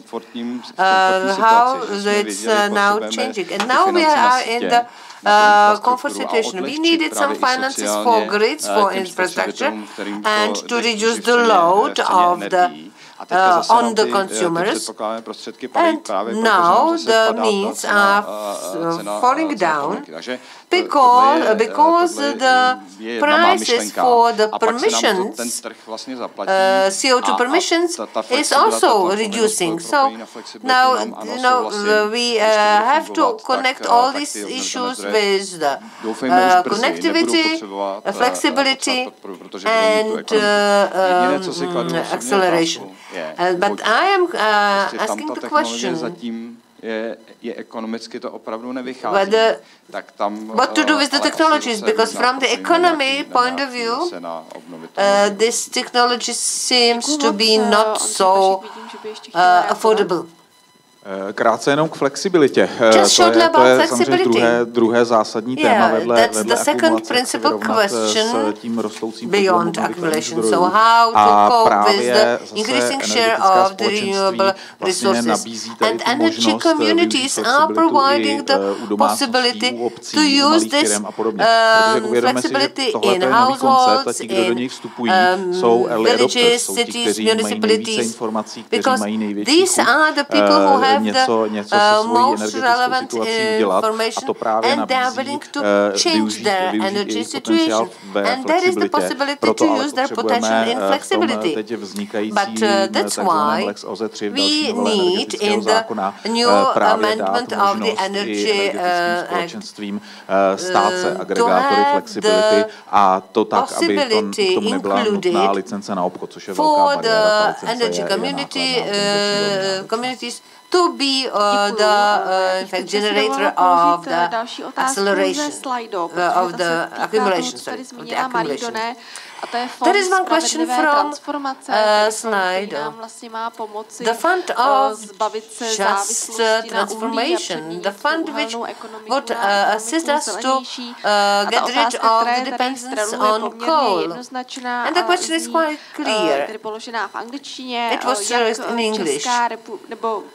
When finally will the Czech Republic get rid of the coal sources of energy.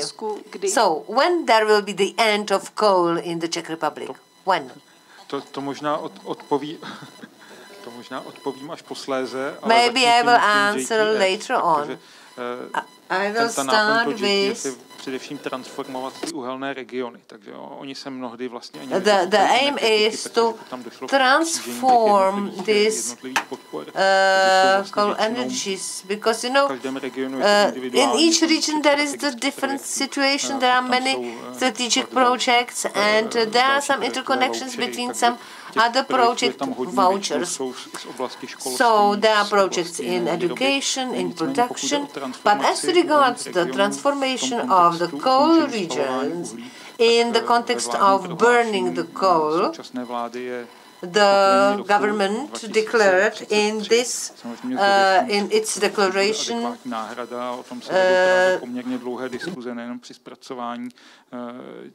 that we would like to abandon the coal if we have the adequate substitution. The question is, what is the adequate substitution?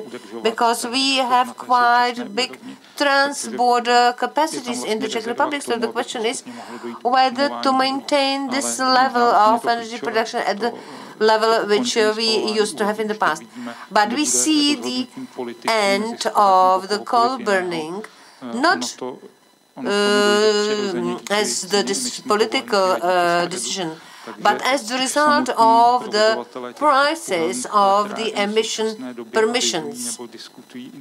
So today, the operators of the coal power plants are discussing it and are taking the measures to reduce this burden. You know, it's been mentioned here that this emission permits should be the instruments assisting the regulation of this sector in a natural way. And the Czech Republic is now considering the question whether not to regulate this process more. Maybe the state institutions could be involved more, and maybe some principles should be included also in the legislative acts. Because from many of these resources, the heat distribution networks are connected. And you know, to forecast what will be in the future, whether they will have enough means from the public sources to modernize these sources, turning, for instance, to gas or to some other resources. So it's all the question, and I believe that the remaining part of this decade will focus on the considerations how to replace coal and how to mitigate the negative economic impacts on the final consumers, final users. So the question to Marie Donner, how European funds can help us to get rid of the coal energy in order 2030. We could say that we don't need coal anymore. So, as I mentioned, there are already tools like the Just Transition Fund that can help in that specific case. But maybe your question is also an opportunity to talk about, energy security in general, and indeed why this transition is so difficult and needs to be done in an orderly manner. And it depends, again, from member state to member state of the starting point. And, how in the 90s or now, what was in the energy mix, the dependency of each member state on fossil or not, and how much already renewables were present or not. And again, all member states have a very different reality and history, and that's why for all of them the path is different. As I mentioned already in the climate goals, for example, 2 or 3 weeks ago, we've specified for 2040 90% of reduction of greenhouse gas emission compared to the levels of 1990. But that translates, when you look at that in terms of reduction of consumption of fossil fuel, according to analysis of our colleagues in DG's energy and climate and so on, corresponds to a reduction of consumption of fossil fuel by 80% compared to the figures of 21. And of course, the goal is a full decarbonization down the line, but there are indeed several aspects, several sectors. There is industry, there's transport, there's heating. They are very different dimensions, and it's with all the elements that you get there.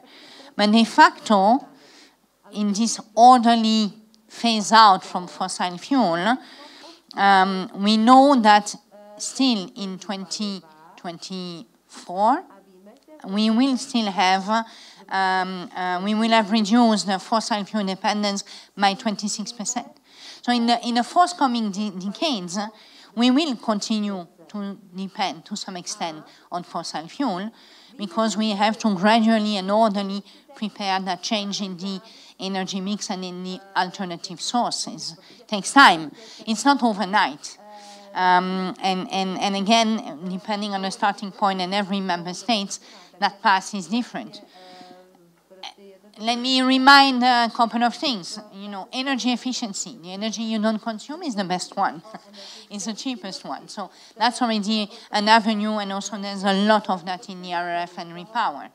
When we were talking about energy diversification and how you move out from fossil into other sources, again, on a case-by-case basis in every region, in every country, you need to find out whether the best approach for you is photovoltaic, solar, wind, hydropower, green hydrogen, or nuclear. I think nuclear is also an important part of the energy mix in the objectives in Czech Republic. And then there's also maybe the international dimension. We certainly have an objective to move out of the dependence from Russian fossil fuel. There is already sanctioned on Russian oil, but there's still some certain dependence on Russian gas, so that will be also part of the picture.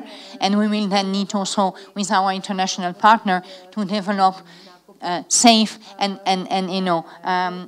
secure supply in terms of LNG and other gas supply. And then last but not least, I mean, we've mentioned, of course, the skills and so on, but there's, I hope, I'm placing a lot of hope in research and development, and then in the coming decades we will continue to develop new technologies, consume less, better appliance, and also investing in clean tech and in an ever-increasing efficient manner. And all those pieces of a complex puzzle need to fall into place to go to carbon neutrality. Děkuju moc. Nyní možná bych dala prostor opět našim hostům zde v sále. Thank you very much. Now I would like to give the floor to our guests here in the conference room. If anybody has the question of the energy reforms, we are ready to answer it. I see no hand raised, so let's turn to Slido questions. There are still a lot of them. So we have mentioned nuclear energy, and the question is, it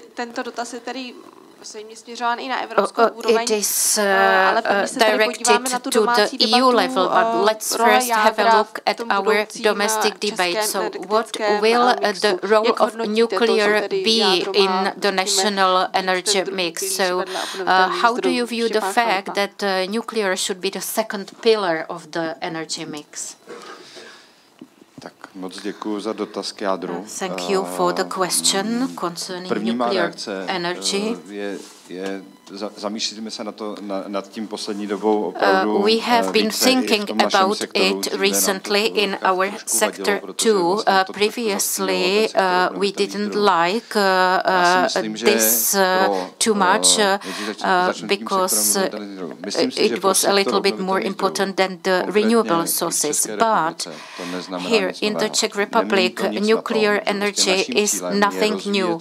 Our goal is to develop renewable sources to the biggest extent practicable. So it is not only a part of our climate goals, naše akceptace místní, prostě to znamená spolupráce těch stavebníků. It will also depend on the local conditions, on the cooperation among individual stakeholders. Jak fungují větrné elektrárny v České republice a další obnovitelné zdroje. We have seen it on the example of wind energy, etc. But we are still very far from having the energy based on renewable sources to 100%. So the assumption or expectation of using nuclear energy doesn't change the fact that renewable energy is our top priority. But there are many questions still ahead of us. of whether we will have modular installations or bigger nuclear units. So this will still take some time in the Czech Republic, but I tend to expect that if we are successful, we will be striving to replace some current capacity. And our second task in this regard, having in view the functioning of the local market and the support setup, we have some ideas concerning the incorporation, integration and accumulation, but the whole system must be set up so that it works well and in such a way that ultimately the renewable sources do not need the support from the nuclear energy. And this has been the goal in the Czech Republic and Europe as well. So this is the picture where the nuclear energy might fit. To me, it is kind of difficult because I worked in the field on nuclear energy for some time. But as regards the outlook for the next 30 years, nucleus and nuclear energy will not represent a competition, even though it will be part of the modern energy market. And this was also part of our discussions with the EU Commission, to what extent nucleus will be flexible, how it will complement the whole mixture, the whole picture. But we expect that in the next 10 years, coal will cease to be part of the mix. So we need to have an idea of the share of the renewable sources, and we have to consider also the possibilities of each member state, taking into account that, for example, offshore wind cannot be installed or used in the Czech Republic. And also from the viewpoint of the licensing, nucleus means in the Czech Republic that currently there are 2 nuclear sites which will be supplemented or replaced in future. So even if the new units are to replace the current capacity or to increase the current capacity, still there is quite enough space for renewable sources and also for ensuring the flexibility using hydrogen in future. So we need to take this into account, the potential of the renewable sources and hydrogen in the Czech Republic, because hydrogen will not really be efficient in the Czech Republic and it will have to be imported. As regards the phase out of the fossil fuels, we need to focus on the decarbonization, which is related to the reduction of fossil fuels and also to imports from unstable regions. And in this respect, we must be careful so as not to develop new dependencies on other regions and other sources of energy. And we need to head for reducing these dependencies and working on cooperation in Europe and on obtaining nuclear and other energy also from the safe region, only from the safe regions. Já bych ještě k tomu aspektu, který už tady byl zmíněn, to je ten aspekt časový, nahrazování uhlí. My se bavíme o konci uhlí v roce 2030. Někteří provozovatelé uhelných zdrojů už dříve, vláda 2033 a podobně. Takže z hlediska časového jádro určitě není nahrazením uhlí. Ale chci tady podtrhnout ještě jeden aspekt, a to je ekonomický aspekt jádra. Odevzdání obálek pro výběrové řízení na nové reaktory bylo na podzim. Stále nevíme, co v těch obálkách je. My neznáme to číslo. Nikdo tu cenovku neukázal. Mě zajímá i vlastně, proč novináři se neptají na zcela kruciální otázku, co je v té obálce, co je tam za cenovku. To je jedna věc. Druhá věc, když se podíváme na vývoj cen na energetických trzích, tak s rostoucím počtem obnovitelných zdrojů a s jejich velmi nízkými provozními náklady vidíme, že cena energie poměrně rychle klesá a mluvím o ceně silové energie. Naproti tomu roste ta nutnost investic do sítí, roste nutnost flexibility řízení a tak dále.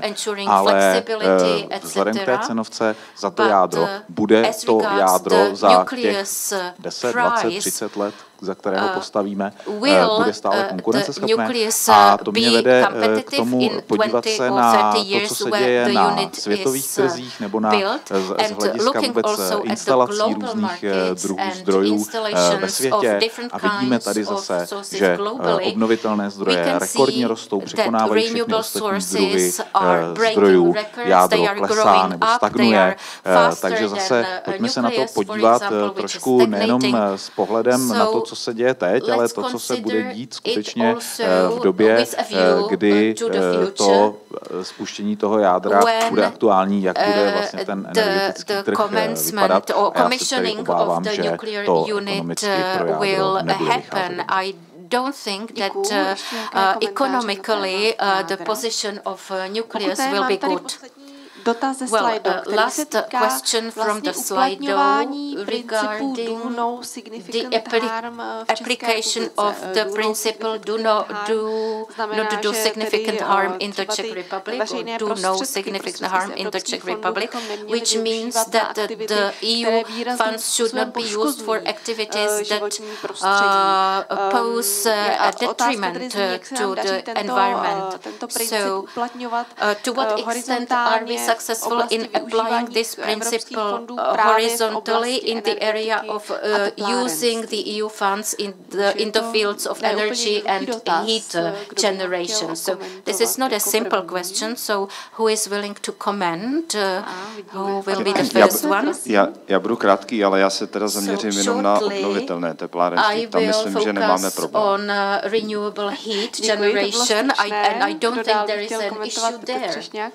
Well, that was really short. Well, I would need a specific example. Které výzvy současné doby jsou vypsané, tak mi nepřijde, že by to vyloženě spadalo do této škatulky. That this is part of the... Nemyslím si, že nespadá. Can I start? I don't think that it's not part of the picture. Okay, let me also, because indeed it's very complex and technical, but from the RRP and Repower perspective, the measures and reforms, investment, everything that are included in the plan have to satisfy the DNSH principle. So they will not be considered as eligible and included in the plan if they are not compliant with the DNSH principle. So everything that we have in the plan is fulfilling those criteria, which are complex, as several mentioned, to check. You can reassure the person who has a question, at least for what's in the RRP. If the measures are there, they have been deemed eligible and they are DNSH compliant. Děkuju moc. A Ondřej Pašek, prosím. No, s horizontálními principy je vždycky ten problém, jak se vlastně promítnou do praxe, jestli zůstanou nějakým odškrtávacím boxíkem, nebo skutečně budou mít nějaký vliv. Já si myslím, že ta kritéria no significant harm se dobře promítla v některých oblastech, jako je třeba ambice v oblasti energetických úspor. To znamená to, že tady taxonomie vyžaduje, aby projekty energetických úspor dosahovaly minimálně 30% úrovně snížení spotřeby energie a podobně, tak to je velmi užitečné. Na druhou stranu ale v Česku se objevují některé nebezpečné tendence a bohužel se to dostalo právě i do už tady mnohokrát zmiňovaného Lex OZE2, kde je také ustanovení, že veškerá biomasa produkovaná v České republice je považována za udržitelnou. To je úplně zásadní otázka, kterou se musíme do budoucna zabývat,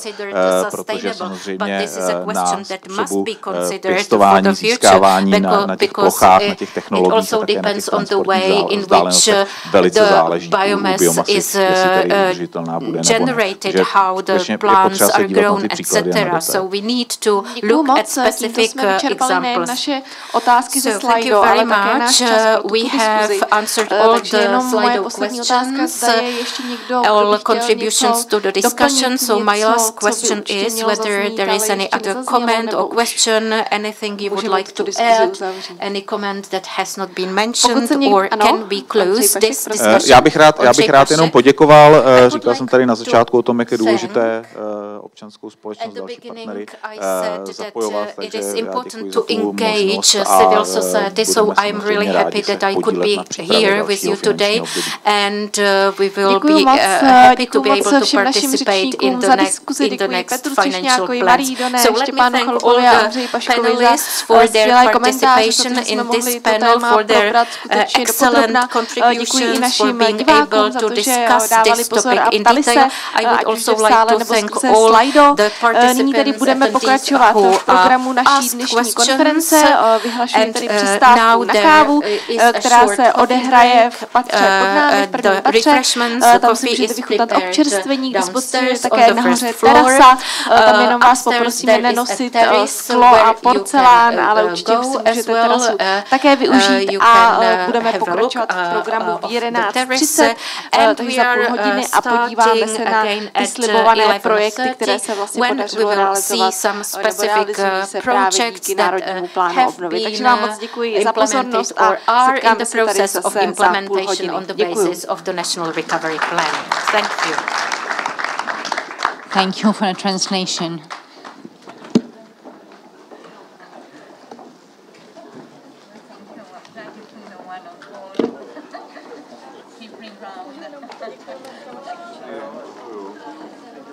No, thank you. Pleasure was mine.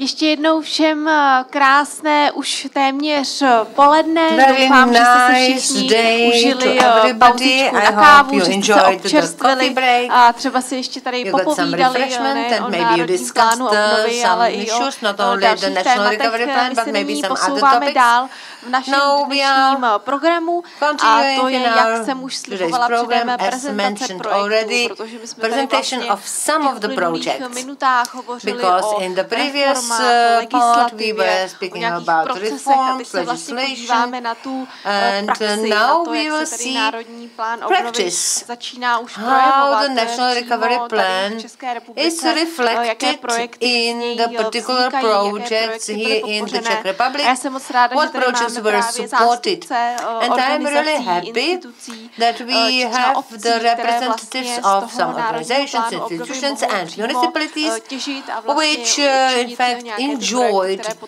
the funds of the National Recovery Plan and were improving the quality of life in the particular region area. So there will be 7 projects which we will present here. The first one is the project of the Charles University. It will be presented by Mrs. Baťková, the Executive Director of the Rectorate of the Charles University. You have a floor. Dobrý den, dámy a pánové, já děkuji za tu čest tento blog zahájit. And gentlemen, I am happy that I am the first speaker of this blog. I call my presentation Education for the 21st Century. Ono doopravdy je to jeden projekt. Because it is one project. Se to nezdá. Je vlastně výstavba kampusu Univerzity Karlovy v Praze a Hradci Králové.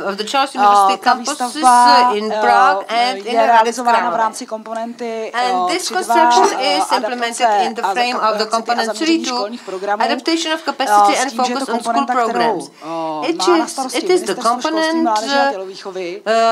A já musím asi na úvod říct, že Univerzita Karlova celkově čerpá v 7 komponentách Národního plánu obnovy, jak na Ministerstvu školství, tak na Ministerstvu průmyslu a obchodu, Ministerstvu životního prostředí, Ministerstvu zdravotnictví a Ministerstvu kultury. Takže my skutečně Ministry of Industry, Culture, vlastně průřezově tím ekosystémem Národního plánu obnovy. Ale výstavba kampusu je pro nás asi tím stěžejním, zásadním a prioritním projektem.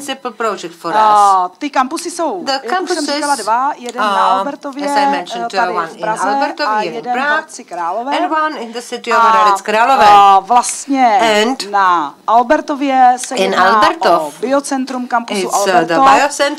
Proč to takto nazýváme? Tak to je proto, že v rámci toho nové části kampusu mají vzniknout frame of the new part of campus, there will be the 2 buildings constructed, and the second one is not financed from the national biocentru kampusu Albertov. Ta stavba byla zahájena vlastně před několika dny nebo týdny.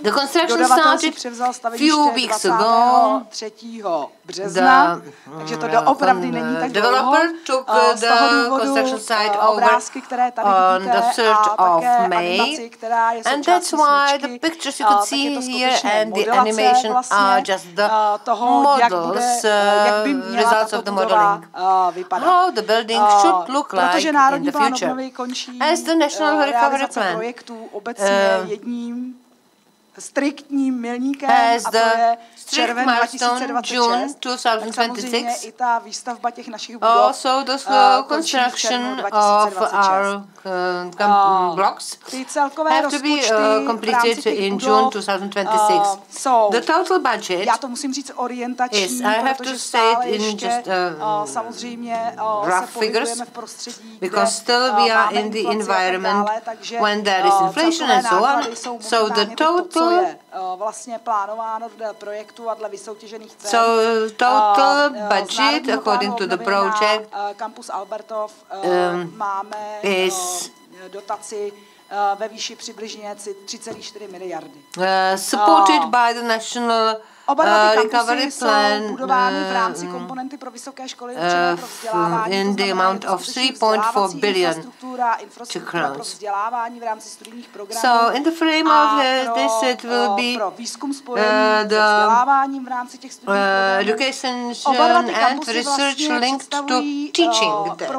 Both campuses, in fact, will always interconnect several faculties of the Charles University. So there will be multidisciplinarity in the frame of the education.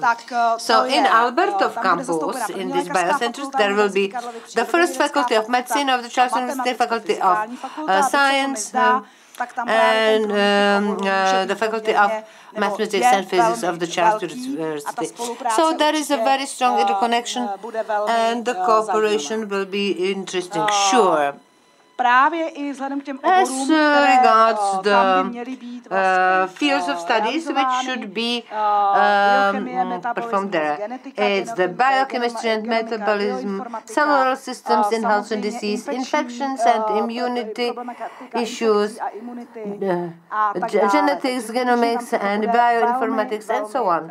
So there will be the very strong overlapping of the fields of activities of all three faculties. In the frame of that building, the capacity should be that up to 700 students will be able to study there at the same time in various auditoriums, classrooms, laboratories and so on. There will be, of course, conference facilities, some service facilities.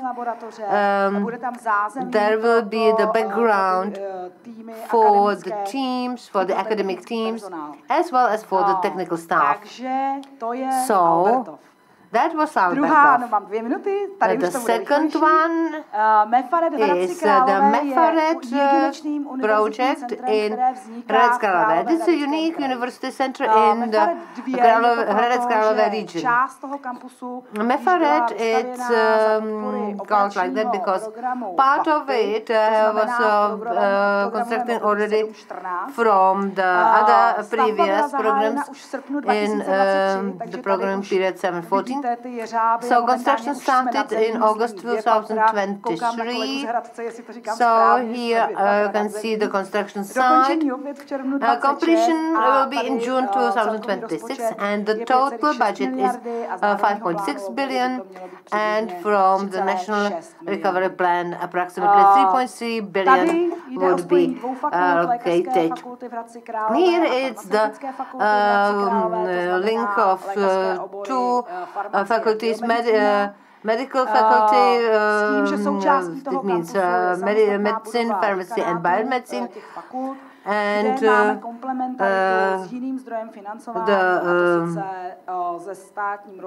there will be the financing also from the state budget in the frame of the subsidies of the Ministry of Education. This part of Hradec will comprise more than 3,300 students, and here it will happen in that way that the two faculties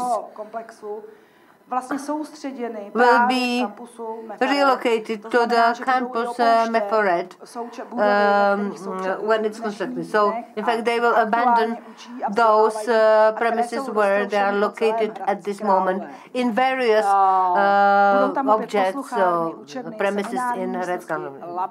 So, there will be auditoriums, classrooms, seminar rooms, laboratories, dissecting rooms. Even from the technology point of view, this will be quite demanding constructions.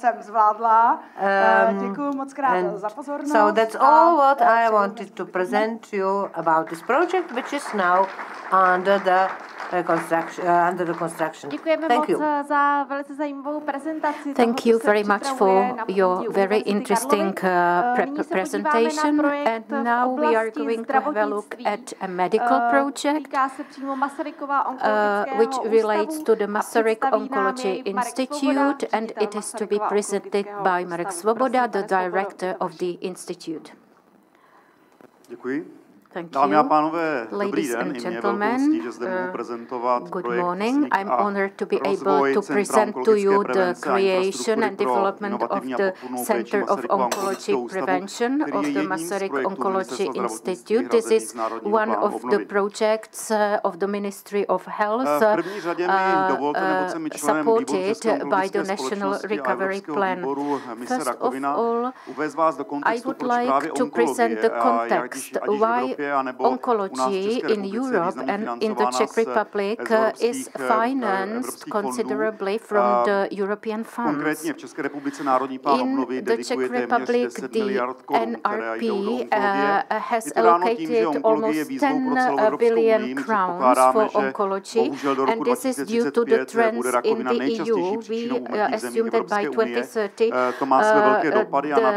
the cancer will be the most frequent cause of death in the European Union, and we must say that some investment was delayed, especially investments in prevention. Therefore, the EU has two major programs. One is called Mission Cancer, which is to support prevention, and the European plan for fighting cancer. These plans zlepšit pomoc should improve prevention and treatment of EU for more than 3 million people who should be able to live longer and better. The cost assumed should be of about 4 billion euro, and there are several benefits to be brought.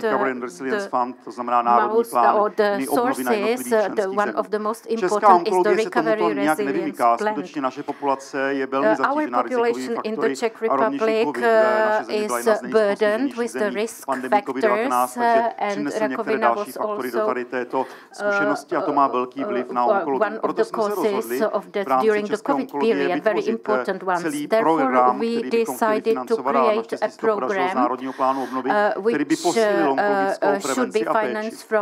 Důležité bylo vytvořit reformu, dokument, který byl tradičně syntézou několika věcí. Za prvé jednotlivých onkologických programů pro solidní tumory, programy pro hematoonkologii a zároveň těch nových dokumentů, které Evropa připravila, to je z Evropského plánu boje proti rakovině a Evropské mise rakovina, a vytvořili jsme Národní onkologický plán.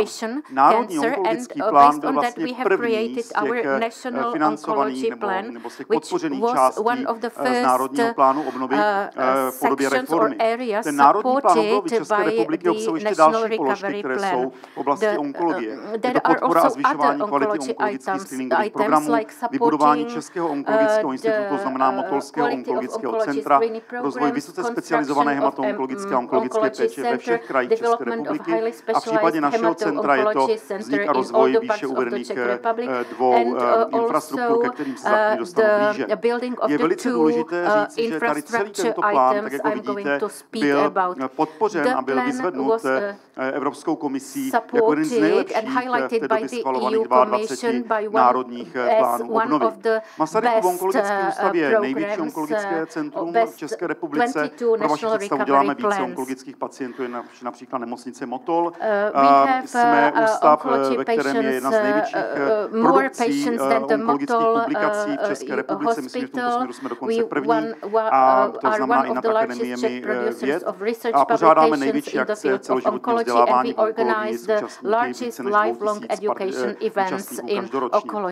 Pacienti nás hrdě hodnotí za to, že jsme hrdí s nejlepším stupněm A a jsme jediným ústavem v České republice a jedním ze dvou ve střední a východní Evropě, který má statut OECD Evropského Comprehensive Cancer Center a skutečně jsme schopni kolaborovat s takovými institucemi, jako jsou významné ústavy v Paříži, ve Skandinávii, Beneluxu a podobně. V tomto směru jsme jakýmsi prostředníkem české onkologie vůči evropským projektům.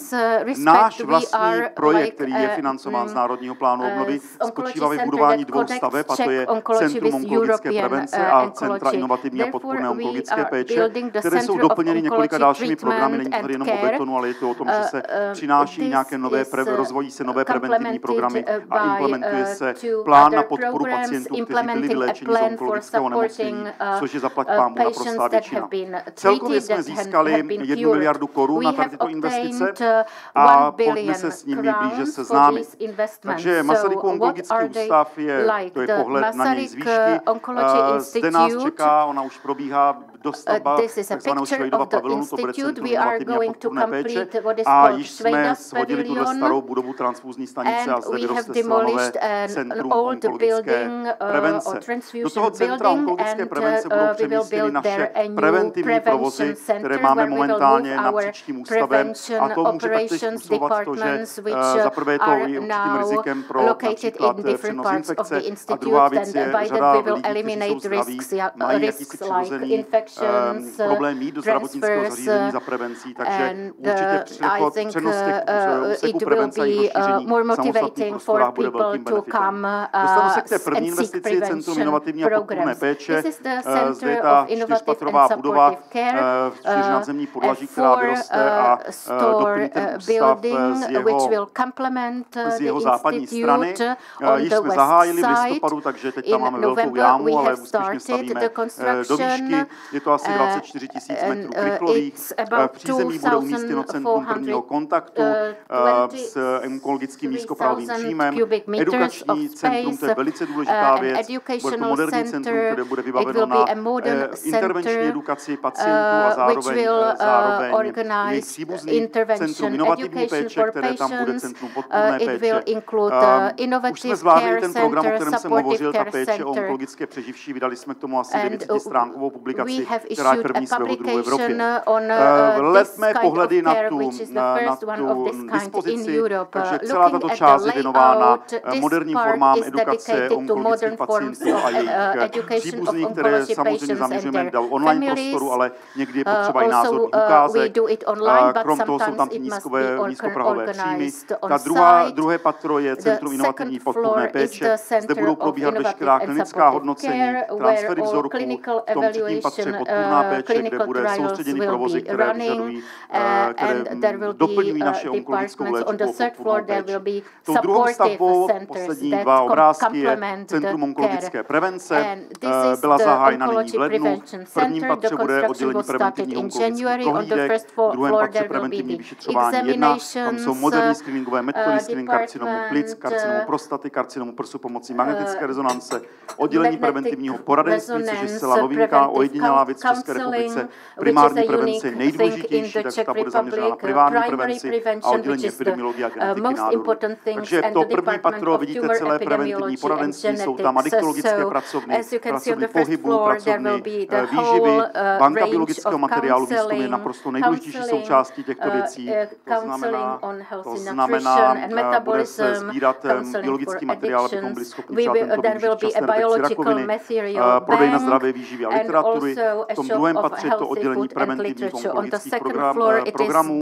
My jsme některými známi, ale tady podotýkám, bude koncentrován zejména ten, který se věnuje lidem, kteří mají ve svém výjimku ve svých genech vrozené vysoké riziko vzniku nádorových onemocnění, nesou určité patologické mutace ve svých genech. Další část je věnována teda preventivním programům, screeningům. Třetí patro je oddělení epidemiologie a genetiky, kde se vyšetřují jedinci, zda právě nemají v sobě tyto špatné geny. A poslední patro je patro, které je spojeno se vzděláváním. Máme samozřejmě určitou roli v univerzitách 3. věku a vzdělávání zaměstnanců a pracovníků zdravotnictví. Takže tolik asi všechno, co se dalo v té krátkém čase shrnout, a případně jsem i po skončení toho sekce připraven vám přiblížit náš projekt a jsou zde umístěný brožury, do kterých se můžete dostat. And there is also a leaflet which contains more details. Thank you for attention. Děkujeme moc za prezentaci. Thank you very much for the presentation of a very important topic. As you can see, the National Recovery Plan covers a very diverse group of sectors, including medical. Now let's move on to the next area. Let me welcome Štěpánka Barešova, the Secretary of the Associations of Municipalities of the Sedlčany region, who will present the construction of a cycle path. Děkuji vám. Thank you. Vážené dámy, dear ladies and gentlemen, I am really glad that I can introduce to you our project, the project of Krčín's cycle path. It's a project which has been implemented by the Association of Municipalities of Sedlčany region. It was founded in 1995 for the purpose of social economic development of Sedlčany region. It unites 24 municipalities of central Vltava River area. It's about 60-70 kilometers south of Prague. So we are the multifunctional union. So we organize a lot of activities, starting from the transportation, waste management, education, and of course the subsidies. And there is a great support to small villages where we are covering the issues of GDPR, financing and so on. And the project, Krčín's cycle path, is one of the largest projects which this association implemented. The first idea to build up a cycle path appeared in 2002 based on the wishes and demands of citizens. In the same year, we started working on the feasibility study. The original plan was to run the entire cycle path along the Sedlecký stream, because I like also inline skating, but I'm not so good one to be able to go through the hills. So we wanted to lead this cycle path in the flat area. We have not managed to do that because of the ownership issues, because there were many sites and plots of lands which we could not use as we would like. So over the years we were looking for several variants, and in 2018 we found the final form of the route. It was necessary to resolve the issues related to all the plots of lands, because to be able to be eligible for subsidy, we had to have the consent of all the landowners with the project. The construction runs through 12 cadastral territories. It means 5 municipalities: Sedlčany, Kosová Hora, Nedrahovice, Jesenice and Sedlec-Brčice. And in total, 862 plots of land were affected, and the total number of owners of affected plots were 73. So we strive to use the municipal plots as much as possible. And of course, then the number of plots have increased because some of the plots had to be split. In 2017, in November, we applied for the construction permission, and it was adopted in the relatively short time. Here you can see the map of this route. I don't know whether you can see it from the distance. The red parts are the cycling paths, and the blue ones are the connections where the parts of this path had to go through the local roads. The total length is 13.5 kilometers, and the length cycle path is more than 11 kilometers. And width is 2.5 meters. It has two-way traffic. The first section starts from the Sedlčany reservoir to the village of Radeš. The second section runs from Radeš to village of Mezne. Third connects the villages of Mezné and Holík. Fourth connects municipalities Jesenice and Bolchovice. And the fifth section starts at Stradovského mill and ends at the village of Prčice. Prčice is the village which is famous because of its touristic route Prague-Prčice, which is the traditional for tens of years when people are in fact hiking from Prague to Prčice.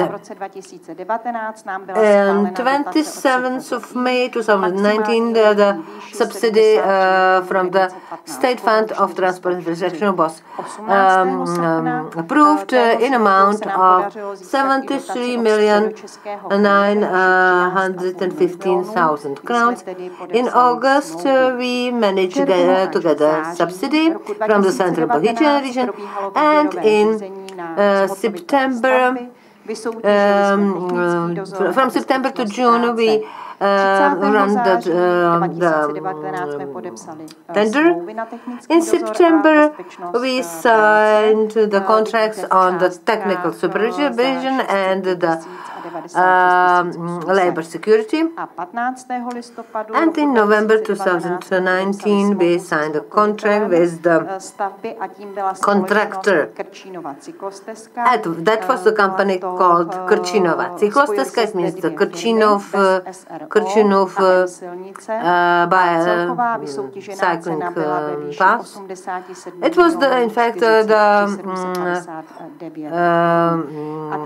association of two companies, and the total amount of the contract was 87,043,000 Czech crowns, which is very good.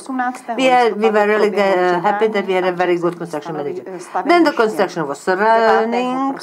The construction site was handed over in December 2019. The foundation stone of the construction was tapped. And in November 2020, the contractor handed over the pass to us. In June 21, we opened it to public, and we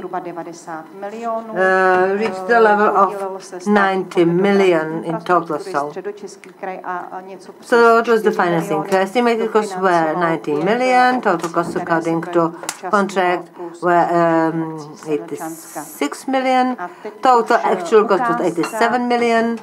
Out of it, 69 million were from the State Fund of Transport Infrastructure.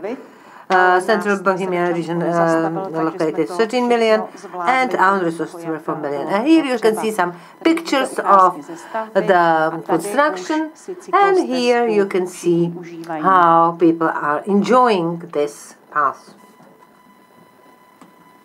Samozřejmě, že s cyklostezkou souvisí údržba. Pokud něco vybudujete, tak se o to také musíte starat. Has to be accompanied by maintenance and insurance.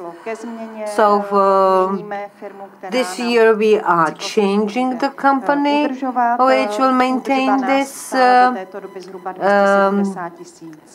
path. The annual maintenance costs us approximately 270 Czech crowns.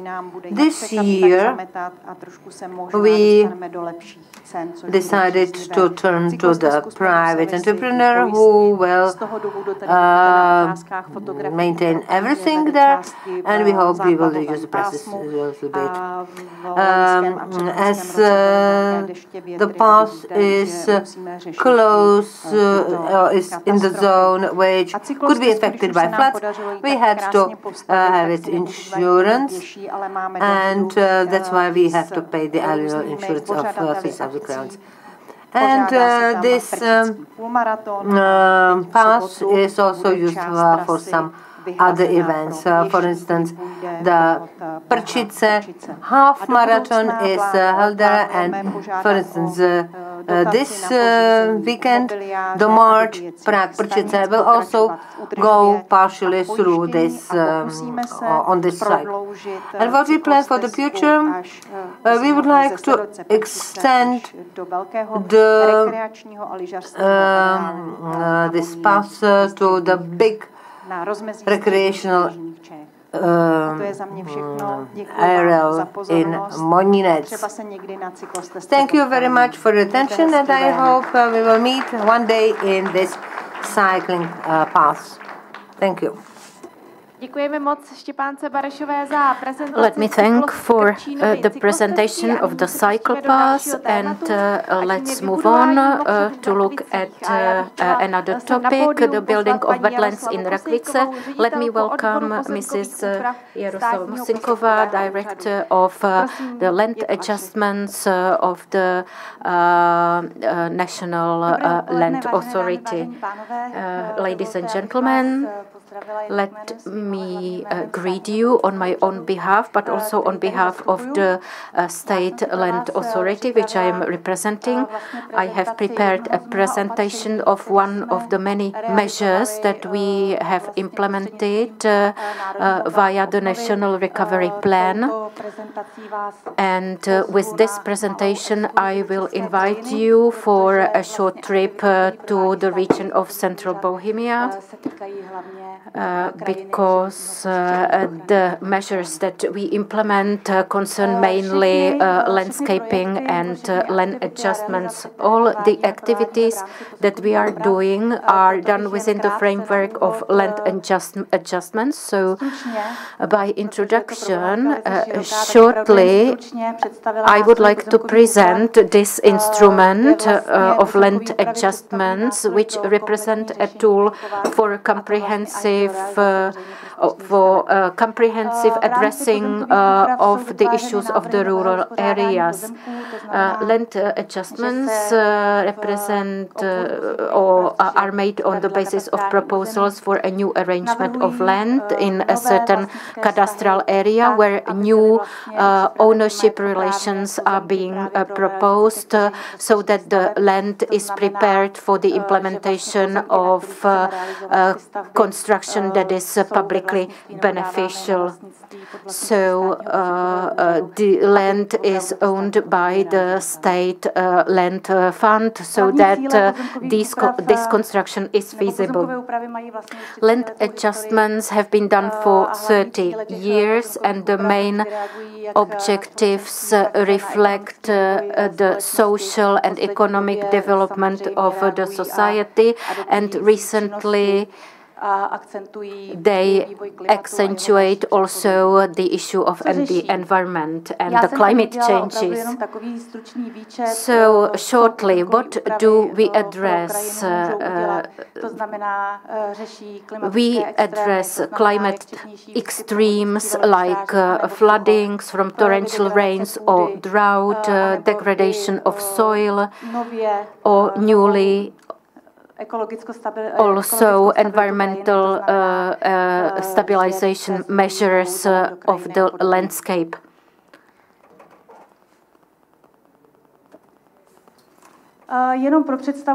Just shortly, in every land adjustment there is a plan of common facilities, which is the backbone of the arrangement of the land, and it shapes the future shape and function of the landscape. So there are measures proposed to make land accessible. It means the roads. Anti-erosion measures are proposed to protect the soil, that's anti-erosion boundaries, windbreaks, wind belts, etc. And we propose measures for water management and for the environment protection. The result is a digital map, and the land adjustment is done within an administrative procedure, so it is ended by a decision on the change of the ownership of the land, which is then entered in the land register. Here you can see the result, the changes, picture before and after the land adjustment, because this also regulates the ownership relationships within the cadastre. So that was a short introduction, and now let me move to today's topic. To implement land adjustments, as has been presented, we use EU funds and also the funds from the National Recovery Plan, and land adjustments are part of the second pillar, component 2.6. The owner here is the Ministry of Agriculture, and the investment is 826.556 million crowns. We have committed ourselves to implement measures for the protection of environment and prevention of climate change, and also 90 hectares for greening of landscape. In 2021-23, we implemented 149 projects in the whole of the Czech Republic, worth 657 million Czech crowns, and other projects are in the process of implementation, and we believe that the whole of the allocation will be used. So let's have a look at the Rakvice cadastral area, where one of the measures mentioned has been implemented. So how did it start in Rakvice? The South Moravian branch of the State Land Authority started this process, and the goal was the rearrangement of the ownership structure and proposal for the specific measures. This is the plan of the common measures which are being done as part of the land adjustment. This is optimizing of the network of roads, anti-erosion measures, water management, and new green areas in the landscape. One of the elements was the wetland in the cadastral area of Rakvice, and the purpose was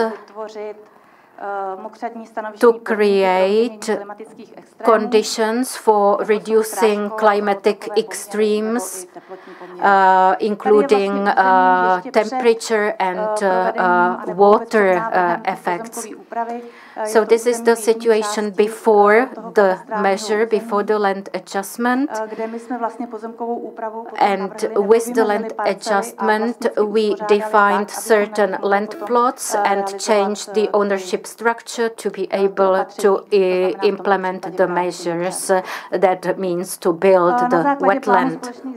And based on the plan of common facilities, we procured project drawings for the construction, which made the plan even more precise and detailed, and specified some conditions for developing the wetland.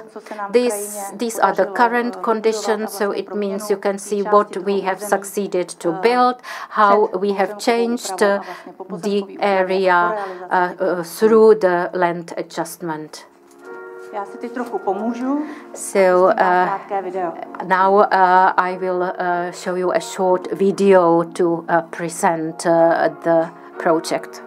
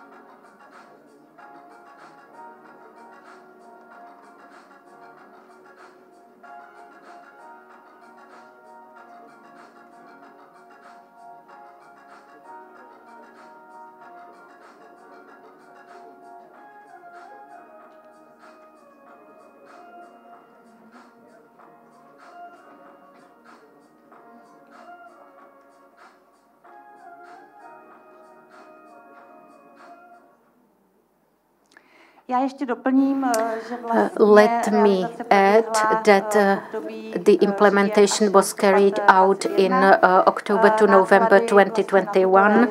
The costs of the implementation were over 5 million crowns. Of that, 4.8 million crowns were received from the National Recovery Plan. So if you are interested in the work of the State Land Authority and you would like to know more about some other measures that we carried out, I recommend that you visit our website where you can find links to all the measures implemented by us for which we obtained funds from the EU. So thank you very much for attention.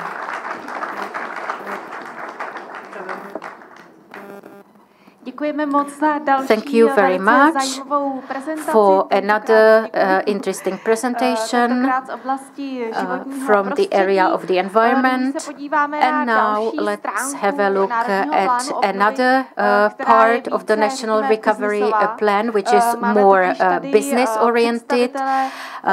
We have with us a representative of a project which has the status of a European Digitization Innovation Hub.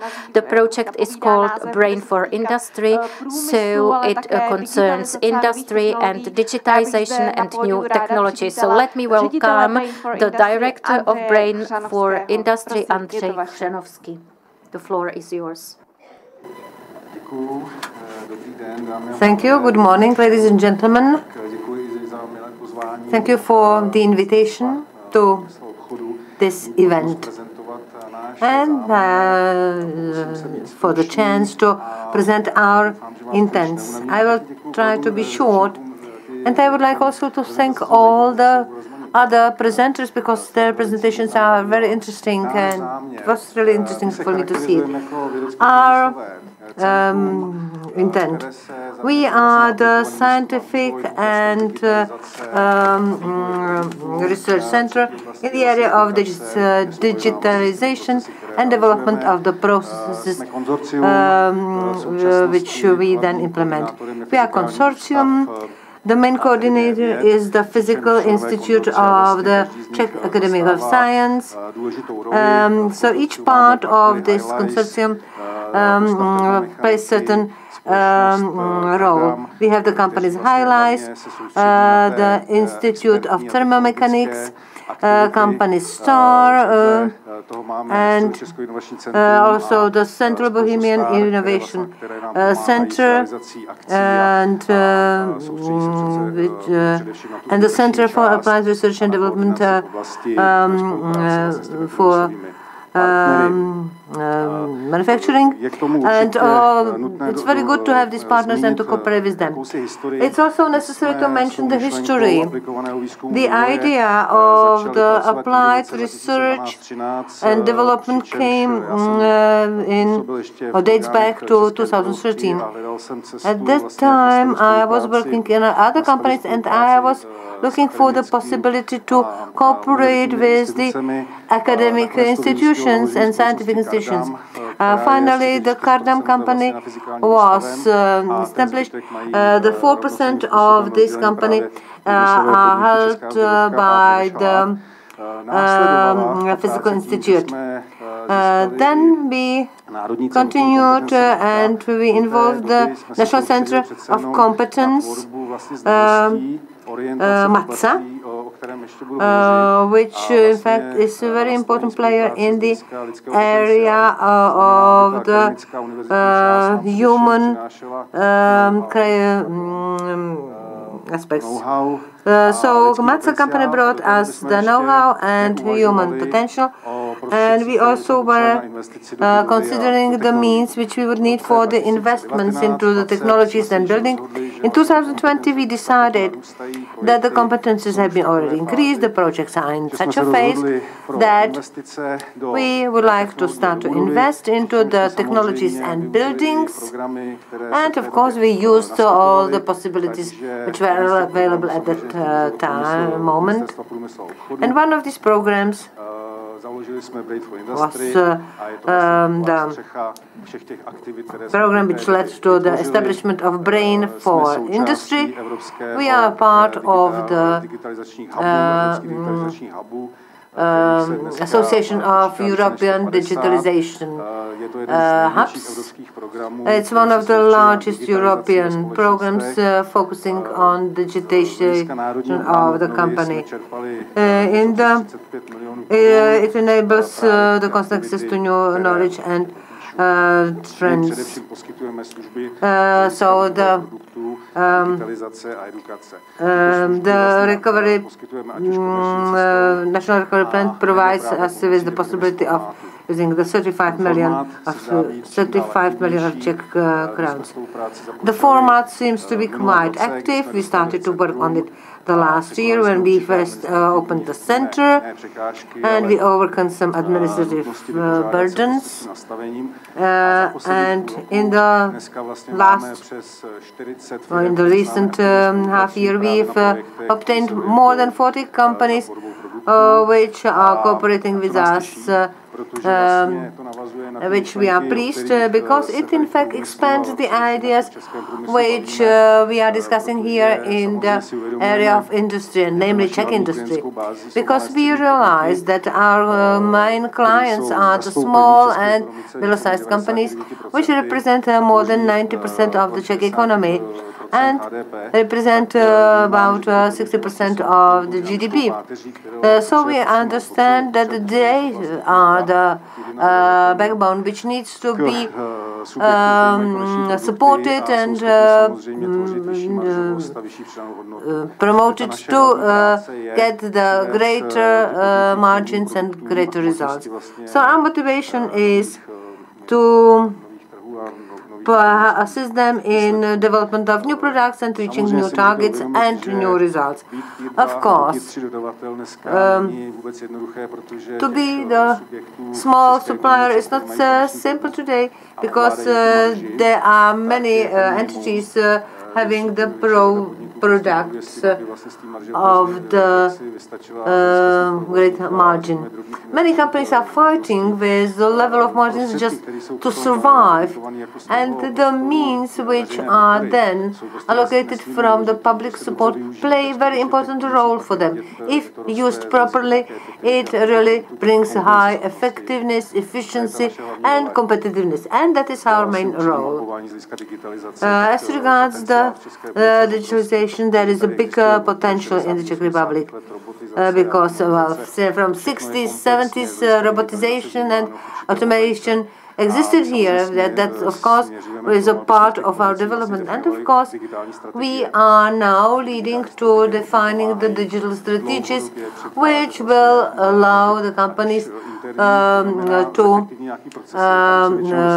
transfer and to recreate their focus in the companies. Then it's necessary to understand that there are some business models existing which are based on digitalization strategies, and these are all new things all the time. If you come to a company and if you describe the situation, the reaction is really very positive.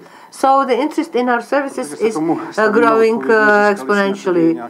So we've reached some award from the European Union. It's one of the things we also need to focus on it. So we've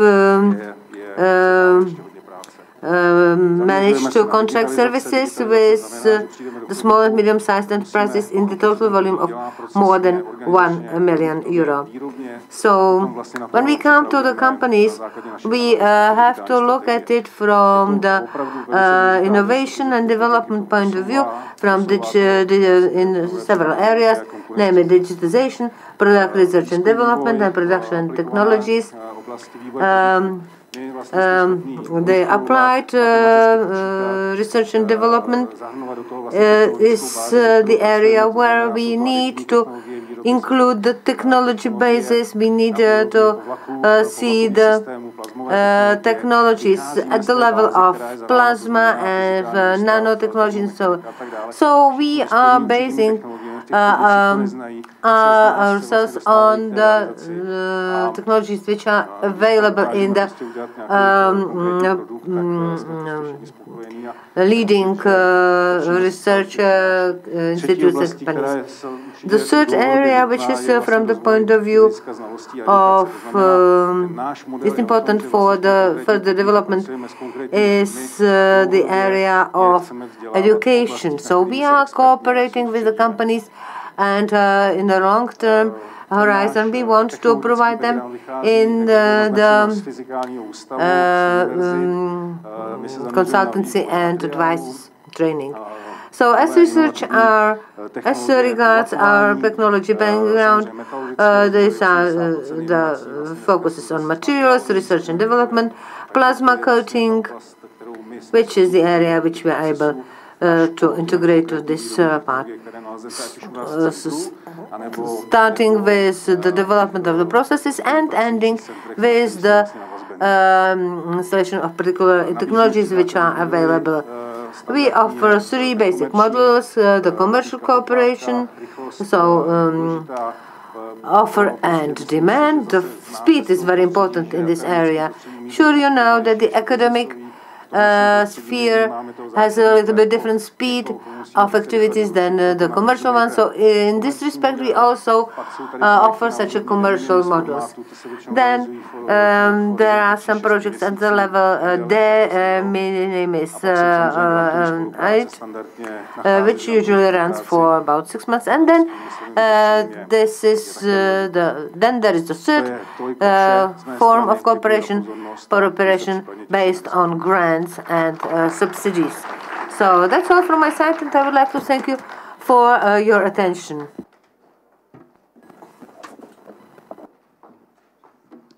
Thank you very much for the presentation from a business and from the business environment. And now let's have a look what can happen in Czech municipalities thanks to the National Recovery Plan. And we will have a look at the project of reconstruction of the former Česká pojišťovna building into a new office building in Česká Lípa. Let me welcome the mayor of the city of Česká Lípa. Mrs. Mayor, the floor is yours. Good afternoon, ladies and gentlemen.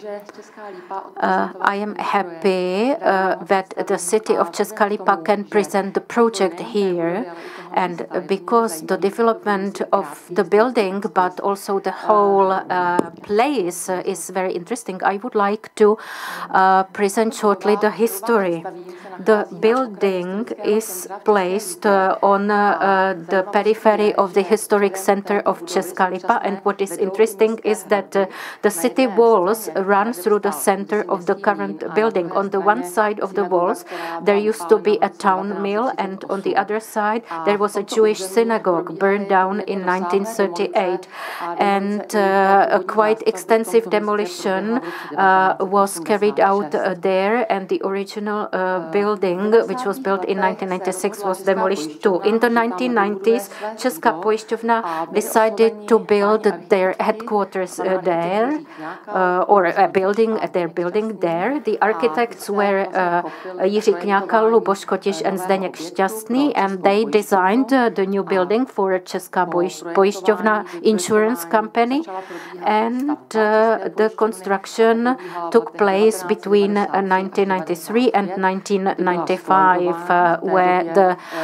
occupancy approval was issued, and the price of the building then was 45 million Czech crowns. This is the original Česká pojišťovna building and its interior.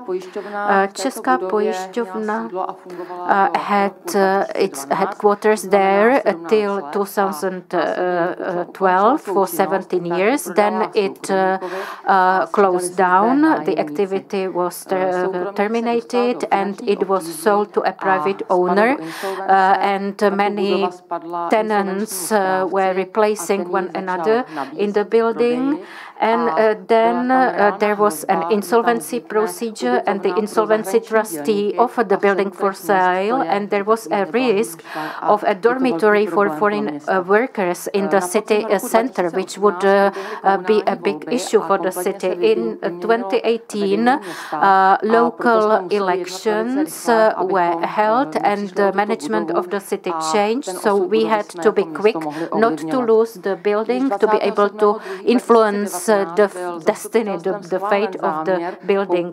In 2019, the plan was approved to buy the building, but the price was 19 million crowns, and it was a big issue. It was a high price, and the city could not buy it without proper justification. So there were negotiations, and the insolvency trustee agreed to sell the building for 18 million crowns if the sale or purchase is approved very shortly, in a very short time. So the city council approved the purchase for the price of 18 million, and we could start the designing of the new building. So the architect Jiří Kňakal was commissioned to design the building based on his copyright. And then the building permit procedure took place, and in September 2022 we signed a contract with the contractor, and the price bid for the construction was 85.5 million crowns, including VAT. The construction was ended in a year, and then we installed the furniture, the staffs were moved, which was quite complicated because we were moving in from 3 buildings into this one. On the 2nd of January 2014, we opened the building and welcomed our citizens to come and fix anything they needed. As I said, 3 buildings were emptied, and this building is in the center of the city. There are parking sites, public transport stops, and it is good for the whole area of this extended competence. So this building covers administrative offenses, driving licenses, trade licensing office, Department of Local Fees and collections of claims, etc. So what have we achieved through this? We obtained a barrier-free modern building, insulated with an insulated facade and roof. We replaced the windows, lights. The whole layout of the building was changed. And it is also environment friendly because there are 4 rainwater tanks, photovoltaic panels on the roof, and because the whole area is in a historical conservation area, we also had to fix the neighborhood of the building. So there is a fountain outside and pieces of art inside. This is what the building looks like. The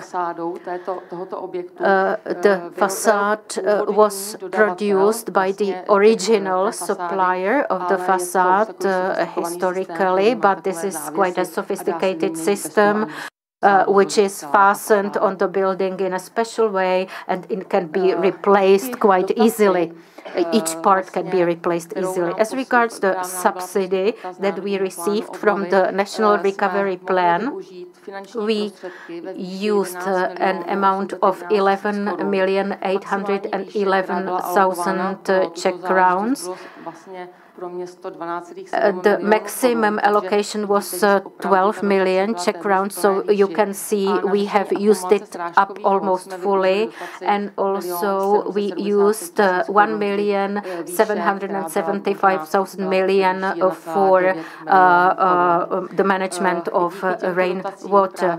Thanks to these subsidies from the National Recovery Plan.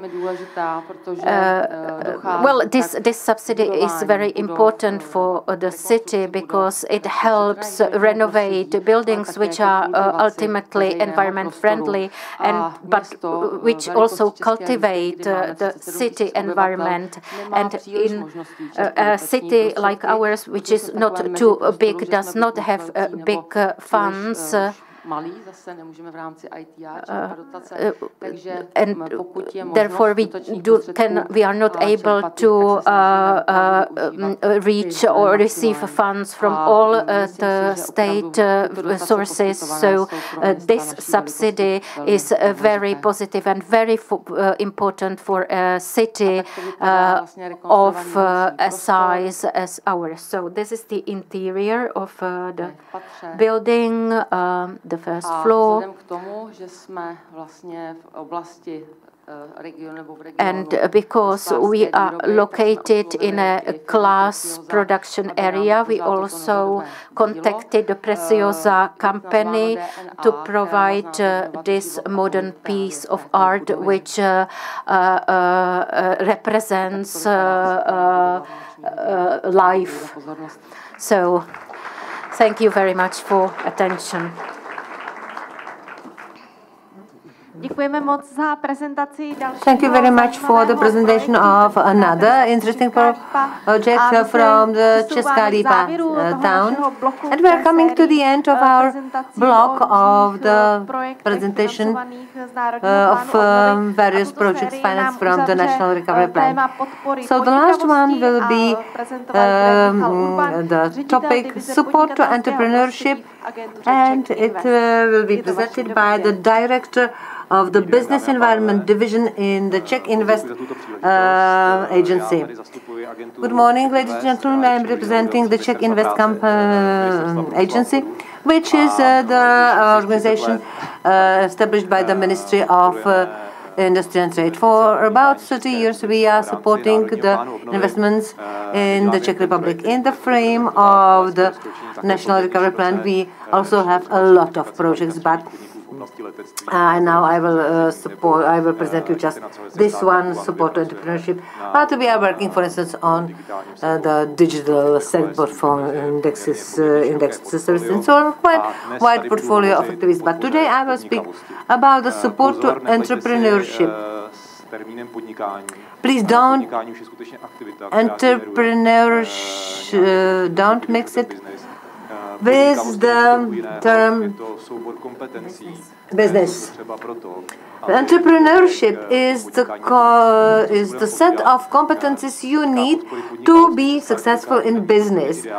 So the Czech Republic, or the situation of the Czech Republic, is not the ideal in this respect. Especially, there is no there is no institution which would lead people to the entrepreneurship education, because many people just pass some education thinking that they will be employed somewhere, and not many people are in fact trained in business skills. So we really think that we really have to think about the people who can be trained in this way. That's why we use the means of the National Recovery Plan, and we were thinking about two directions of activities. First was to focus on those who already have certain ideas, some business intent. This is the first part, and the second part is the first part is under the Ministry of Industry and Trade, and the second part focuses on those who have no idea yet, and they want to have some enlightenment. This is quite a wide target group. Looking at the first category of the advisory and consulting and mentoring services, so in the frame of the National Recovery Plan, the ministry announced 2 calls for the entities who could apply for the subsidy, which will not be used by themselves, but which they will use to support the final beneficiaries. So it means those who can come with some business ideas. And as these advisory companies have some know-how, they can help the entities, the final beneficiaries, to move their projects to some further stage. So at this moment there are 6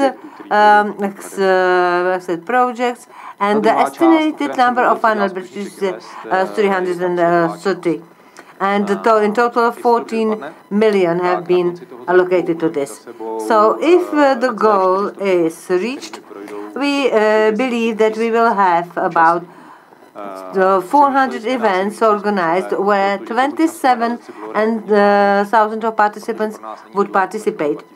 Just for us, it's not important, the figure is important, but by the end of 2024, we really would like to have it covered. So we base it on certain pyramid. The foundation are the events with the regional impact, and that's why we can support the activities running in particular regions, which are quite small events, but as they are running in various regions, the total coverage is quite high.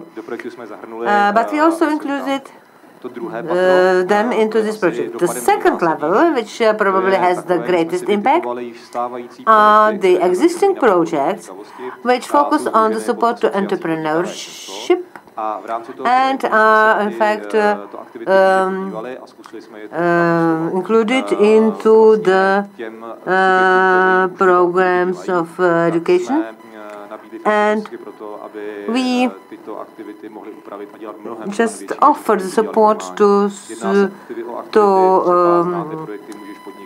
such activities as, for instance, you can be a businessman, or you can do that and that. These are the national-wide activities which were supported by our agency, and it was running in many high schools where the businesses, entrepreneurs were coming, speaking with students about the entrepreneurship and business. The third level are the sectorally focused events, where we have created certain hubs which are focused on the mobility, artificial intelligence, and so on. And in the frame of these hubs, there are many hiccups or seminars or hackathons running where people can participate and some idea can come to their mind. And there are also, and in the top of this pyramid, there are some supportive activities like postcards, video spots, and so on. So on 17th of October, I would like to invite you to one of our large events in this respect. And all the information which relates to all the campaigns we run can be found in the website of Czech Invest. And you will see all the events which we plan, out of several hundreds which we plan. So please cross your fingers to our success. This year is really the year of the Czech entrepreneurship approach is support. And at the end of our projects, you will not see any building or any wetland or path, cycle path. So, but we believe that our projects will be less tangible, but more important for the future as they will bring some new other projects in the area of various businesses. Thank you. Thank you very much for the presentation how we will support the entrepreneurship spirit here in the Czech Republic. So we have passed a series of this presentation. Now there will be the break for lunch. We will meet here again at 2 o'clock and we will speak about the future and further development of this recovery and resilience facility. If you used the headphones for the interpreting, please do not forget to give it back to us. Don't take it home. And we wish you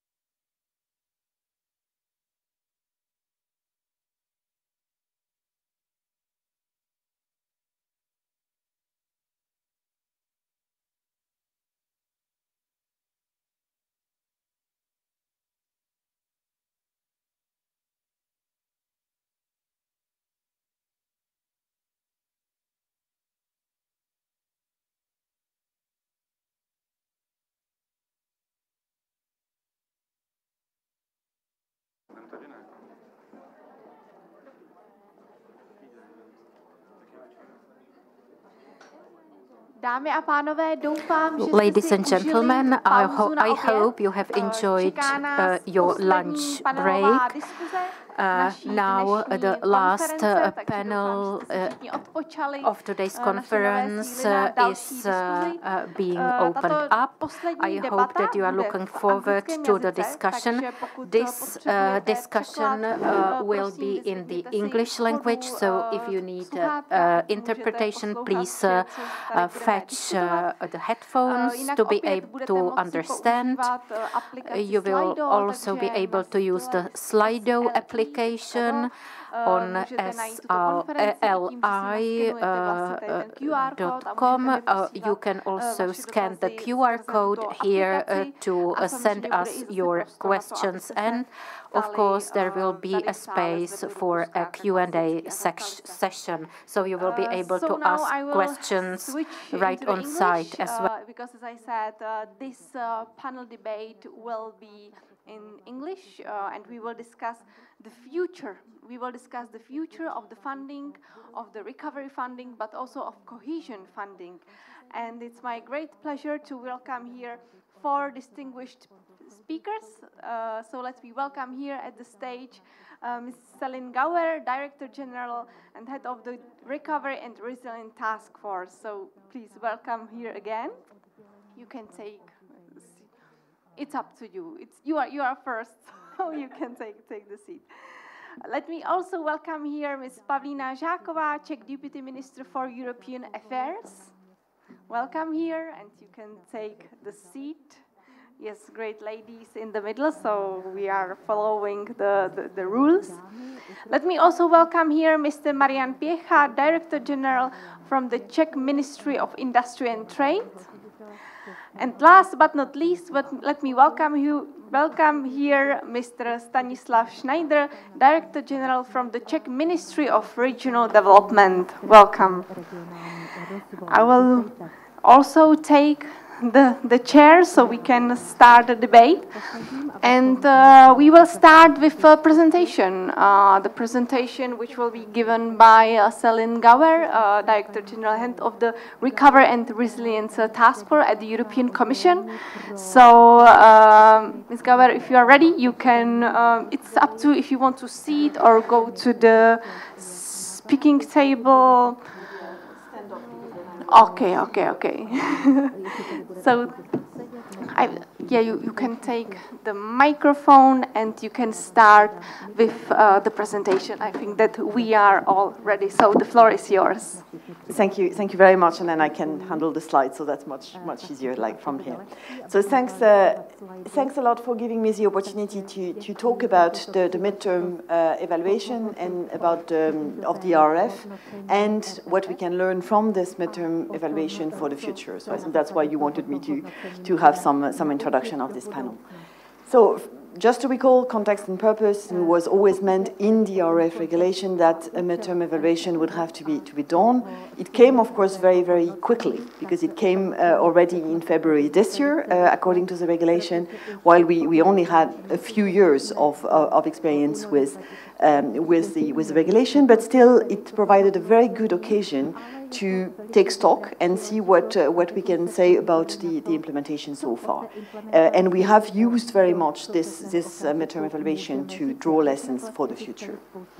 So quickly, and I don't stay long on this one because I mentioned it already in the opening speech this morning, there were 2 objectives in the RRF. The first one was a recovery, the second one was a resilience. On the recovery, I think we can already draw some conclusions, and those conclusions are very positive. What we see is that the single market has been kept together. It hasn't fragmented. The spreads, as you can see here, have been, as from the moment where it was announced that there would be such thing as the RRF, the spreads have converged. The public investment had stayed at very high level in Europe, so we haven't seen what we had after the financial crisis, that you had a sudden drop of public investment. So this has been avoided. GDP level of pre-COVID have been regained very, very quickly, and unemployment is again at record low level. So that the recovery part is good.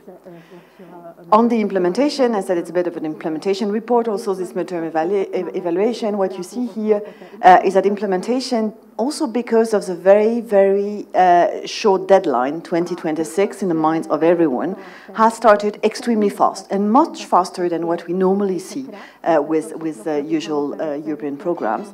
You can also see here on this graph that it's not even across member states. I think you have some member states who have been extremely fast. I think that's Italy, that's Spain, that's France. You can see some others who've been a bit slower.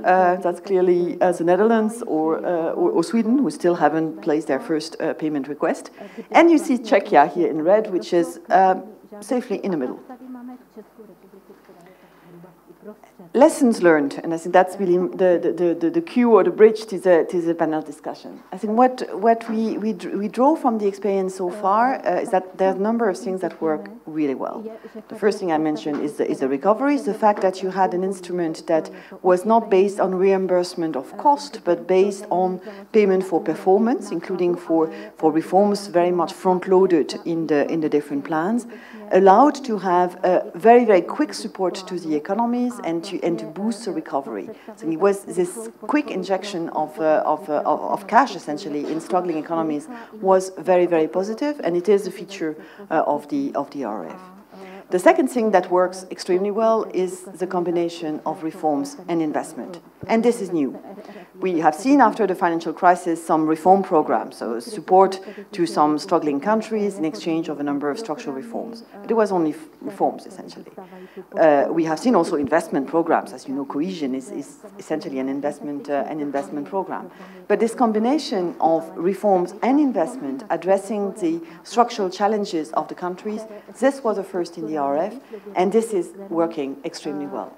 It works very well for the three types of reforms that we have in the plan. The reforms that go about the good handling of funds, the good public handling of money. That's anti-corruption reforms, justice reforms, conflict of interest reform in the case of Czechia, as I mentioned already this morning. I think those ones very often were known as a problem or something that had to be done, but here, because they were with a milestone, so time-bound and with money attached to them, were implemented much more effectively than what we had seen before.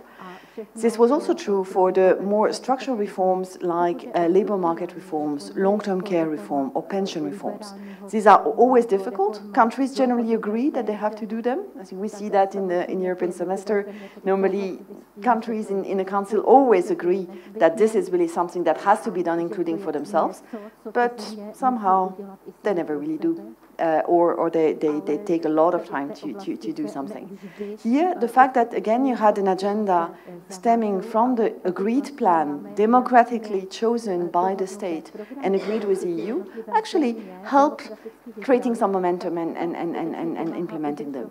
So one of my favorites is certainly the labor market reform in Spain, where you had a decade of issues with short-term contracts for young, in particular for young workers. Everyone knew it had to be done. It was extremely difficult to agree between social partners because it is a different reform. And all of a sudden, because of the plan, that created a momentum, and it was done. Just to name that example, and I trust that the long-term care reform in Czechia will be the same thing. So that's for the kind of structural reform. And then you also have the reforms linked to investments, typically permitting and renewables. If you invest in renewables, it doesn't make any sense not to have a good permitting system in place. Otherwise, you're simply wasting money.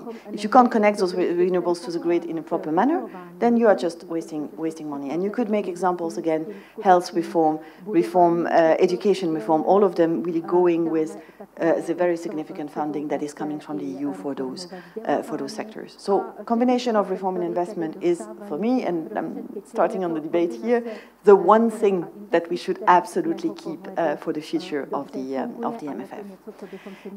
The other thing that is working well is a performance base. The fact that you don't link to the payment to reimbursement of costs, but simply to sticking to the contract that has been signed between the member state and the EU. And this is what the RRF plans are really about. It is, we commit to a number of things, the EU commits to fund, and the member state commits to implement structural changes. And this is really working, I think, extremely well. And the last thing that has been quite positive is the fact that you have one rule book, one single set of rules for investments and reforms across all the sectors. This has created essentially a very agile tool, and we used it already to react to the invasion of Ukraine by Russia. Because it was one single tool, we didn't have to do a lot of complex reprogramming. It was just one envelope that you could essentially remodulate to accommodate these new challenges. Room for improvement, and I'm closing. Okay, it's a very, very positive picture. I think the experience so far is very, very positive, but it doesn't mean that there are not things that should be improved. And I would name three. The first one is the administrative capacity. We are fully aware that for the member states and for the Commission, it created a very big stretch on human resources, because we had also on top of existing programs to implement in a very short period of time very ambitious plans of reforms and investments. So the administrative capacity is an issue. It is also an issue to prepare projects for a number of member states, and that will have to be solved in a more structural manner, I think, for the future, if we want really the investments to go for the best possible project. The second thing is the audit and control framework. So we have an audit and control framework that had to be invented essentially to fit the performance-based instrument. The Court of Auditor had to get used to it. The European Parliament, in a discharge, had to get used to it. National authorities, in particular in cohesion countries, had to get used to it and to know what is needed to be demonstrated, what is needed in terms of evidence, what is not. IT tools also. We have for cohesion very performing IT tools that have been developed decades after decades. Here, we really had to start from scratch, and there is obviously a very big room for improvement.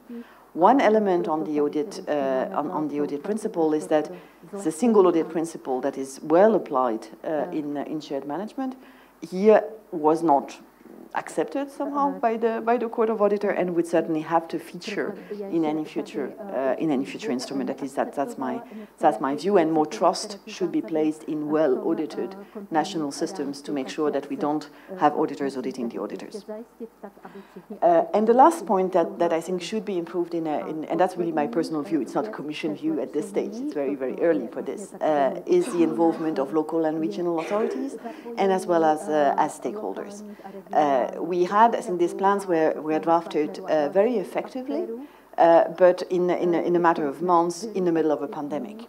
So that explains that in many, many member states, the involvement and inclusion of local level and stakeholders was insufficient. And that shows in two respects. That shows in the impression that they sometimes have that it's one size fits all, that there is no targeted approach to them, and that the plans are territorially blind. It's not one size fits all because the plans are very tailored to the needs of the member states, but not sufficiently deep in the territorial dimension, so not sufficiently detailed for the local level. And had the regions and the local level been involved earlier in the negotiation of the plan, we would probably have something that would not only be tailor-made to the needs of the member states, but also to the needs of the local level. So that's something really to think about. That would also be better for communication, because very often what we see is that there is, as I mentioned this morning, no proper communication on what the EU does, but it is because it is all absorbed by the national plan. So the national plans, the national Czech plan is all over the press, but the link with the EU funding is not there. And it's normal because the regions simply do not know that the funding is coming from the EU. So that also, in terms of ownership, buying and communication, would have a lot of merit. So better fit with the local needs, and also better communication and better ownership, also more effectiveness in the implementation. So these are really things that I think could be improved. As I mentioned, I think these are only my personal views on the experience that we have made with the instrument so far. It is far too early to have positions or proposals from the Commission. As you know, legally it will come only next year. But I think the objective, as it will not be a second RRF, most likely on top of existing programs. So these are really findings or conclusions that we could try to take for the next MFF and try to make the best of EU funding to support the member states in their reforms and investment. Thanks a lot.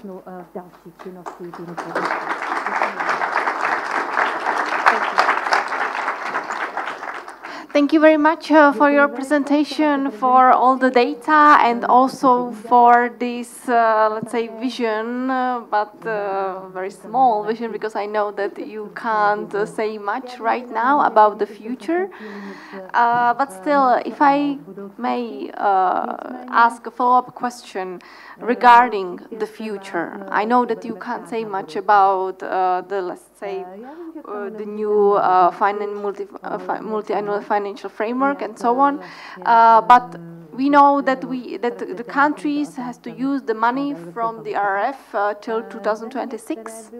So what will happen after 2026? And also in case when some member states, for example, fail to meet the deadline, they still have some plans, some reforms in their, plans, some projects, but they just can't meet the deadline. What will happen?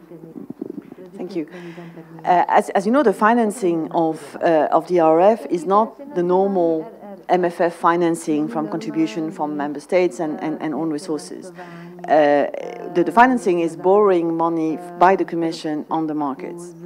And the absolute deadline for borrowing money on the market is 2026. So we will not, as Commission, be allowed to borrow additional amounts in past 2026. So that means that if the member states haven't implemented the milestones and targets in time, simply the money that would have been needed to finance or to make payments corresponding to those milestones and targets will not be borrowed by the Commission.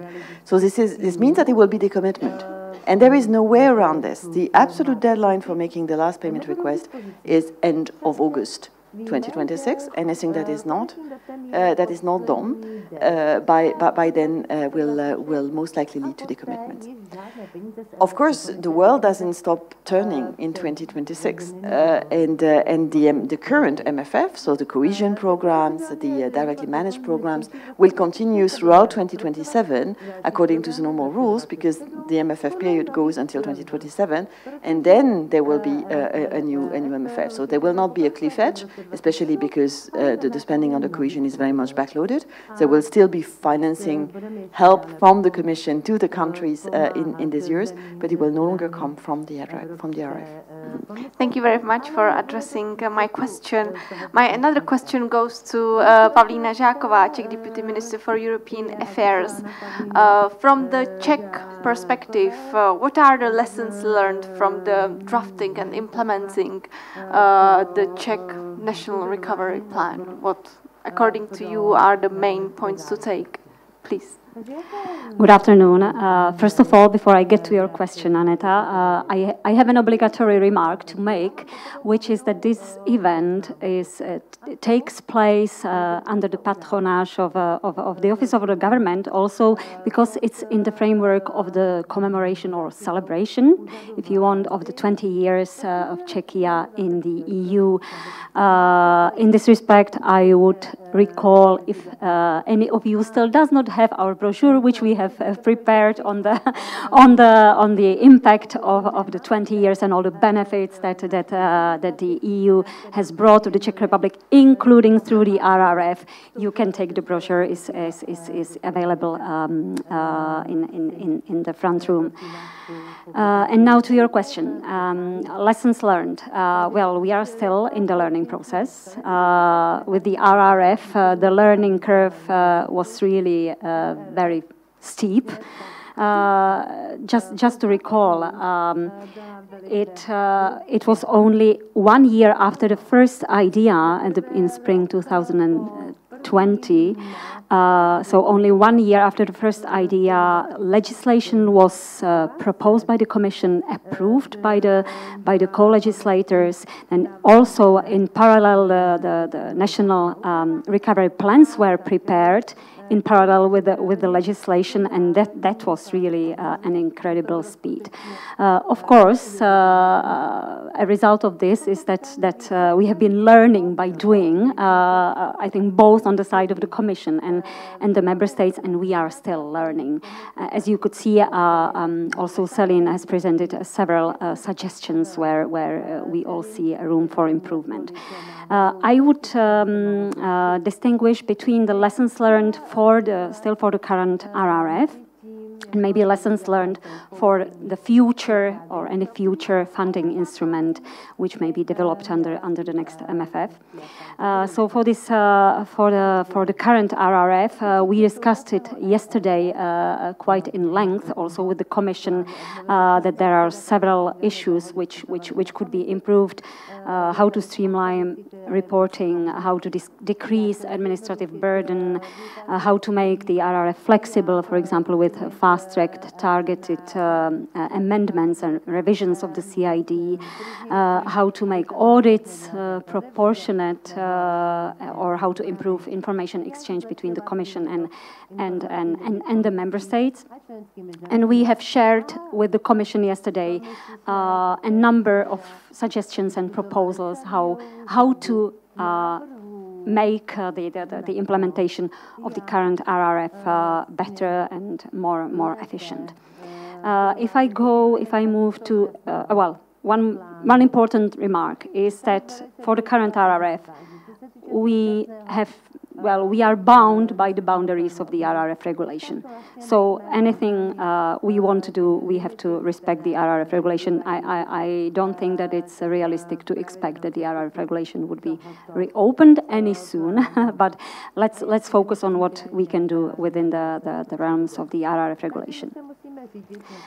If we look beyond 2027, let's say, here, of course, the RRF, the experience that we have had so far, it gives us also lots of lessons for any thinking about the future funding instrument, and we understand that the Commission is quite creative and innovative. At least we hear from Brussels that Commission is even in revolutionary mood as regards the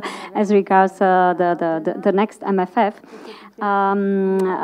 But here, when it comes to the RRF, I think one of the main novelties that it brought is the performance-based principle.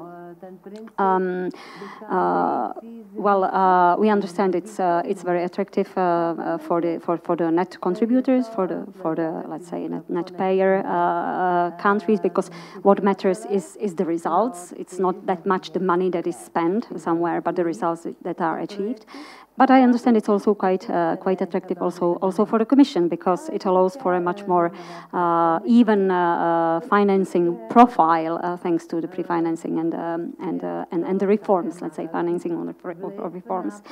I agree that it's still quite early to make the final accounts, to count the chickens as regards the performance-based principle. Also, we could see in the midterm evaluation that only 1/3 of allocation has been disbursed, including pre-financing, and only 1/5 of milestones and targets have been fully fulfilled. So it's still too early to make the final accounts, but yet we can make let's say some evaluation already. It's clear that the performance-based principle produces results.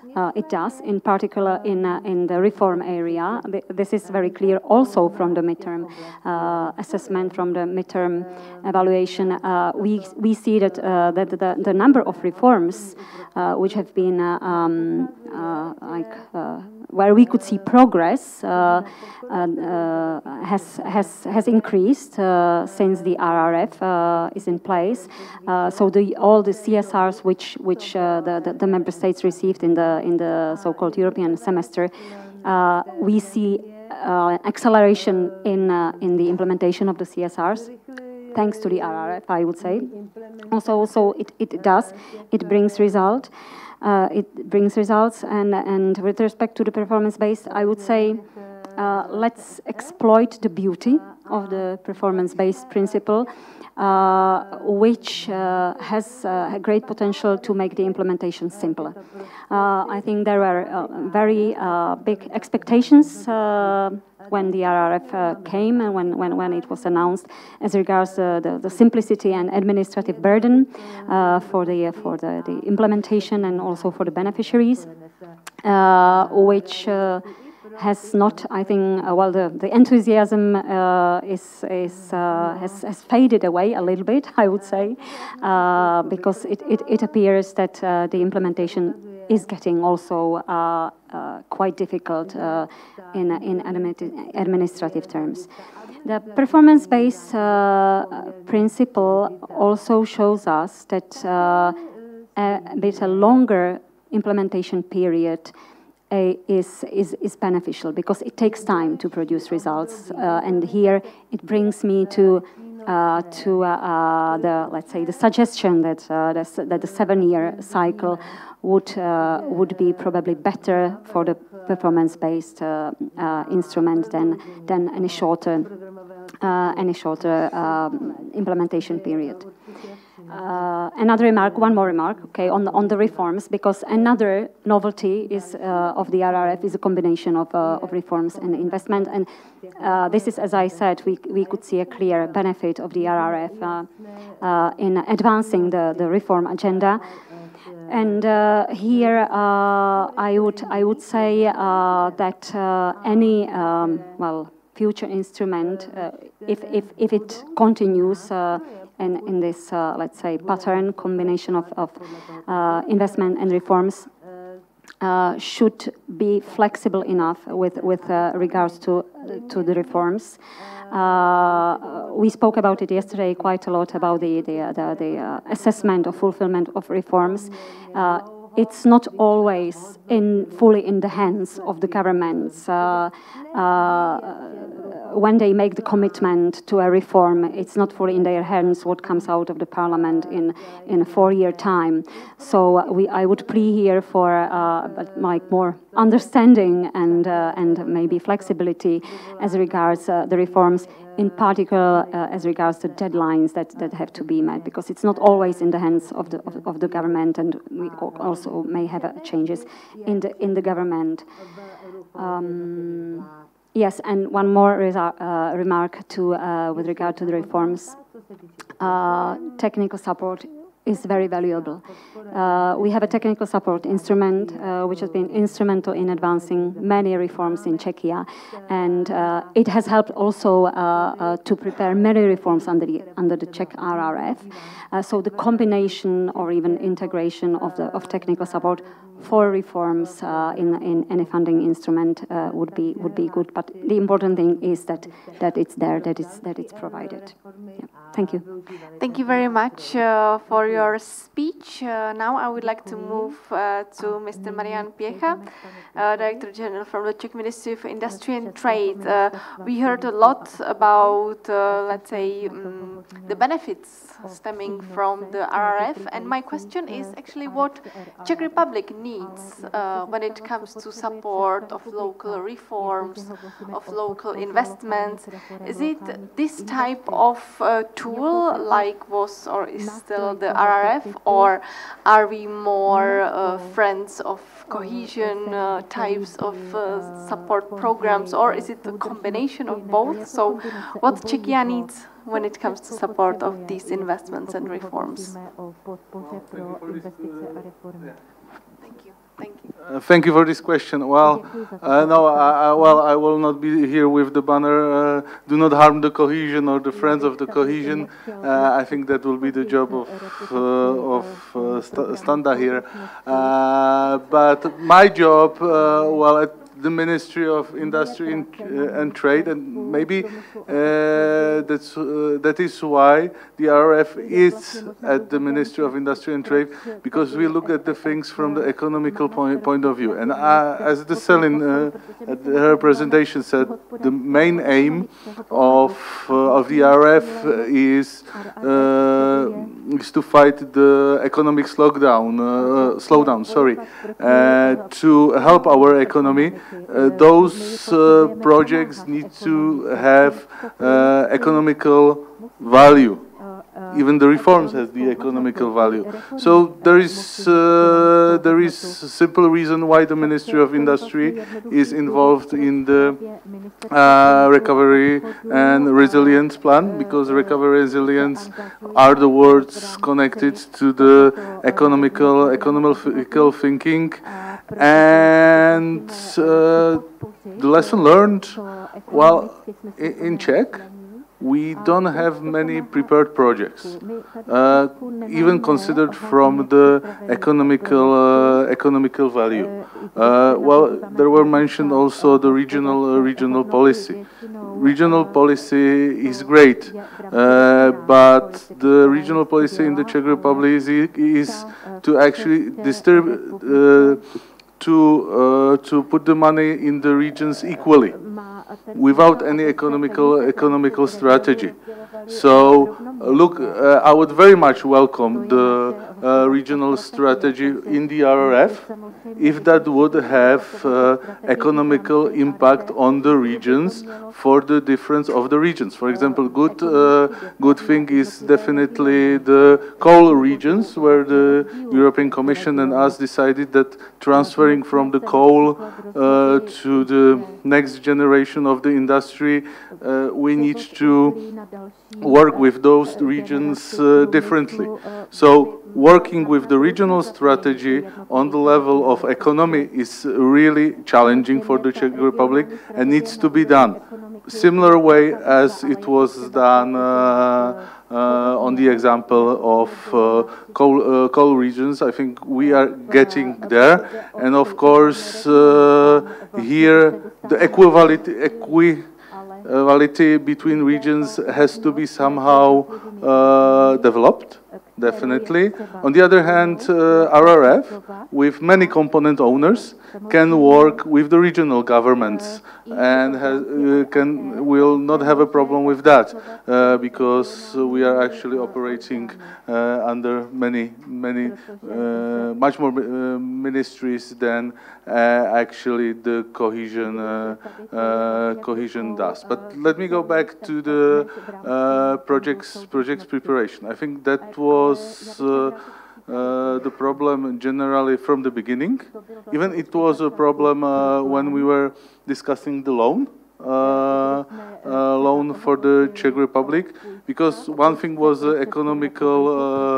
economical value of the loan for the Czech Republic, but the main reason was that even though we will accept the loan, we will not finish the projects in time, because the time was 2026. So in this case, again, we were facing the difficulty of prepared projects. So for the future, I hope that we will work on the projects. We should start right now. I think that's the clear message of today. Some money will arrive. Well, it is important also to think about the possibility of the loan, not only work with the cohesion money, because this envelope is getting smaller and smaller. So we need to look at other possibilities. As a civil servant, I would not like to comment on euro, but generally borrowing money in euros can have some advantage if our economy is growing. That's for sure, because after all, we will we will pay less when the currency ratio has changed. And borrowing the money from the Commission in euro and having our economy not grow, okay, except the euro right now, because we will face some very big difficulties. So in this way, it might be a solution for both groups who wants to accept euro or don't, because that's somewhere in the middle. And for example, in this Czech Republic can have the advantage. But going back, that's not a problem. The problem is that we don't have a project which are evaluated and considered as a good for Czech economy, that actually we are investing in the future. That's why my minister Sikela is now working hard on the economical strategy of the Czech Republic, and we want to use the financing for those investments in economical strategy as one source, definitely future money coming from Europe. Just with it. Second problem, and Selin also mentioned it a little bit, is that we have many providers in Czech. It's good because then the dissemination is spread equally, but we don't have one IT system. Actually, each provider of the help is using different methodology, different IT, different everything. This creates quite administrative burden to not only the providers, because the providers then need to do all the work again and again, even though they serve the same beneficiary. But of course, it doesn't help with double financing and other. So knowing that there will be some money flow after 2026, I would suggest to work on one strong information system that could evidence all the projects, at least, money flows, implementation methods in one vehicle where it's all. I think there was a great help of the Ministry of Regional Development that they provided MS 2014 for the implementation of the RRF. So we are for some of the providers which didn't have any IT, that was a great choice. But we need to work on that to lower the administrative burden, because in this case that's a help to our beneficiaries without discussing those possibilities with Brussels. We can help ourselves on that. So prepare better projects, economically oriented, work on the IT, and with the IT, looking what the system, how the system works in the Czech Republic. Right now, we work under the budgetary conditions, which are only valid for 1 year. It doesn't really help long-term projects. In other countries where they are successful, they have a special budgetary conditions for the EU money. In this case, the processes can be simplified. And again, we all pray for the simplification. I think that was the main message from the Commission coming when the RRF was developed, to come up with the results-oriented plan. To be really honest, Czech Republic wasn't ready for that. And I personally look at it as a possibility, but possibility limited by the budgetary rules, limited by the IT and the system how it works in the Czech Republic, how it worked in the Czech Republic in 2020, since the situation developed. And for that, I was a little bit sad that we have used too much the cohesion experience. But looking back what the auditors are doing, I'm quite happy because we were not starting on a Greenland, something just completely out of the blue. But we have built on the system we understand and have a task force of several hundreds of civil servants knowing the system. So we used it, worked with it, and actually as the auditors come, they are not auditing the results, they are auditing the processes. So we are safe. I wish for lowering the administrative burden. I look, for example, what is done outside of the EU, the Inflation Reduction Act in the United States. That's something which we can learn from, because that's really, from my perspective, result-oriented mechanism. But in a way, everything is connected. Here, well, what could really help is to have state aid rules. And then I'm not sure if I'm able to say what we should do with the state aid rules, because we have the GBER valid from the beginning of this year, and I already learned that the Commission is working on the new GBER, and this time it will be even better and better, and I hope it will be better. For example, but in another way, having the GBER change every possibility we have doesn't help us, because we need to learn what's new, what has changed. So just simplification of the state aid rules is, I think, on the table, but we should do it wisely. And first think of the strategy, what should be the result? And the result may be the similar what is in the RRF, that the result is the economic growth of the European countries, not looking over the shoulder to our neighbor colleagues who's doing what and protecting the common market. Sorry if I'm too long. I think I said what I wanted to say. Thank you.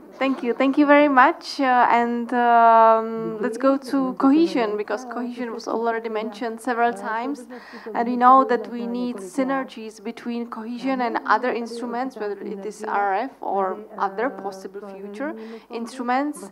And we have here Stanislav Schneider, Director General from the Czech Ministry of Regional Development. This ministry is responsible for coordination of cohesion funding in the Czech Republic. So how the EU's cohesion policy should look like in the future after all these new experience, not only with new cohesion policy, but also with RRF and so on. I know that this week European Commissioner for Regional Policy, Elisa Ferreira, was also here to discuss, I guess, similar topics. So from the Czech perspective, what's the future of cohesion? Well, thank you, Aneta. First of all, I would like to thank the organizers for inviting me for today's event. Thanks a lot for that. And maybe I would like to start my intervention following the previous speakers. I like the point of Marianne and also Celine on competitiveness of the EU. I think that important is also the competitiveness of each European region. And Recovery and Resilience Fund also must contribute to that. If we come to recovery and resilience, I would say I like more word resilience, because recovery means for me that somewhere is permanent crisis, which we have to recover from. So I like the point on resilience, because that's how we look at the cohesion policy at this stage now. We are ahead of all the member states in using the cohesion money. Czech Republic on the first position, but it's about using the money only. We have to look also on results, and we have made some evaluations, thematic as well as regional one, which gave us some lessons learned from 20 years of using the cohesion policy money. I remember the accession of the Czech Republic to the EU in 2004, when we were negotiating the short-term programming period 2004-2006, and at that time it was regional and structural policy.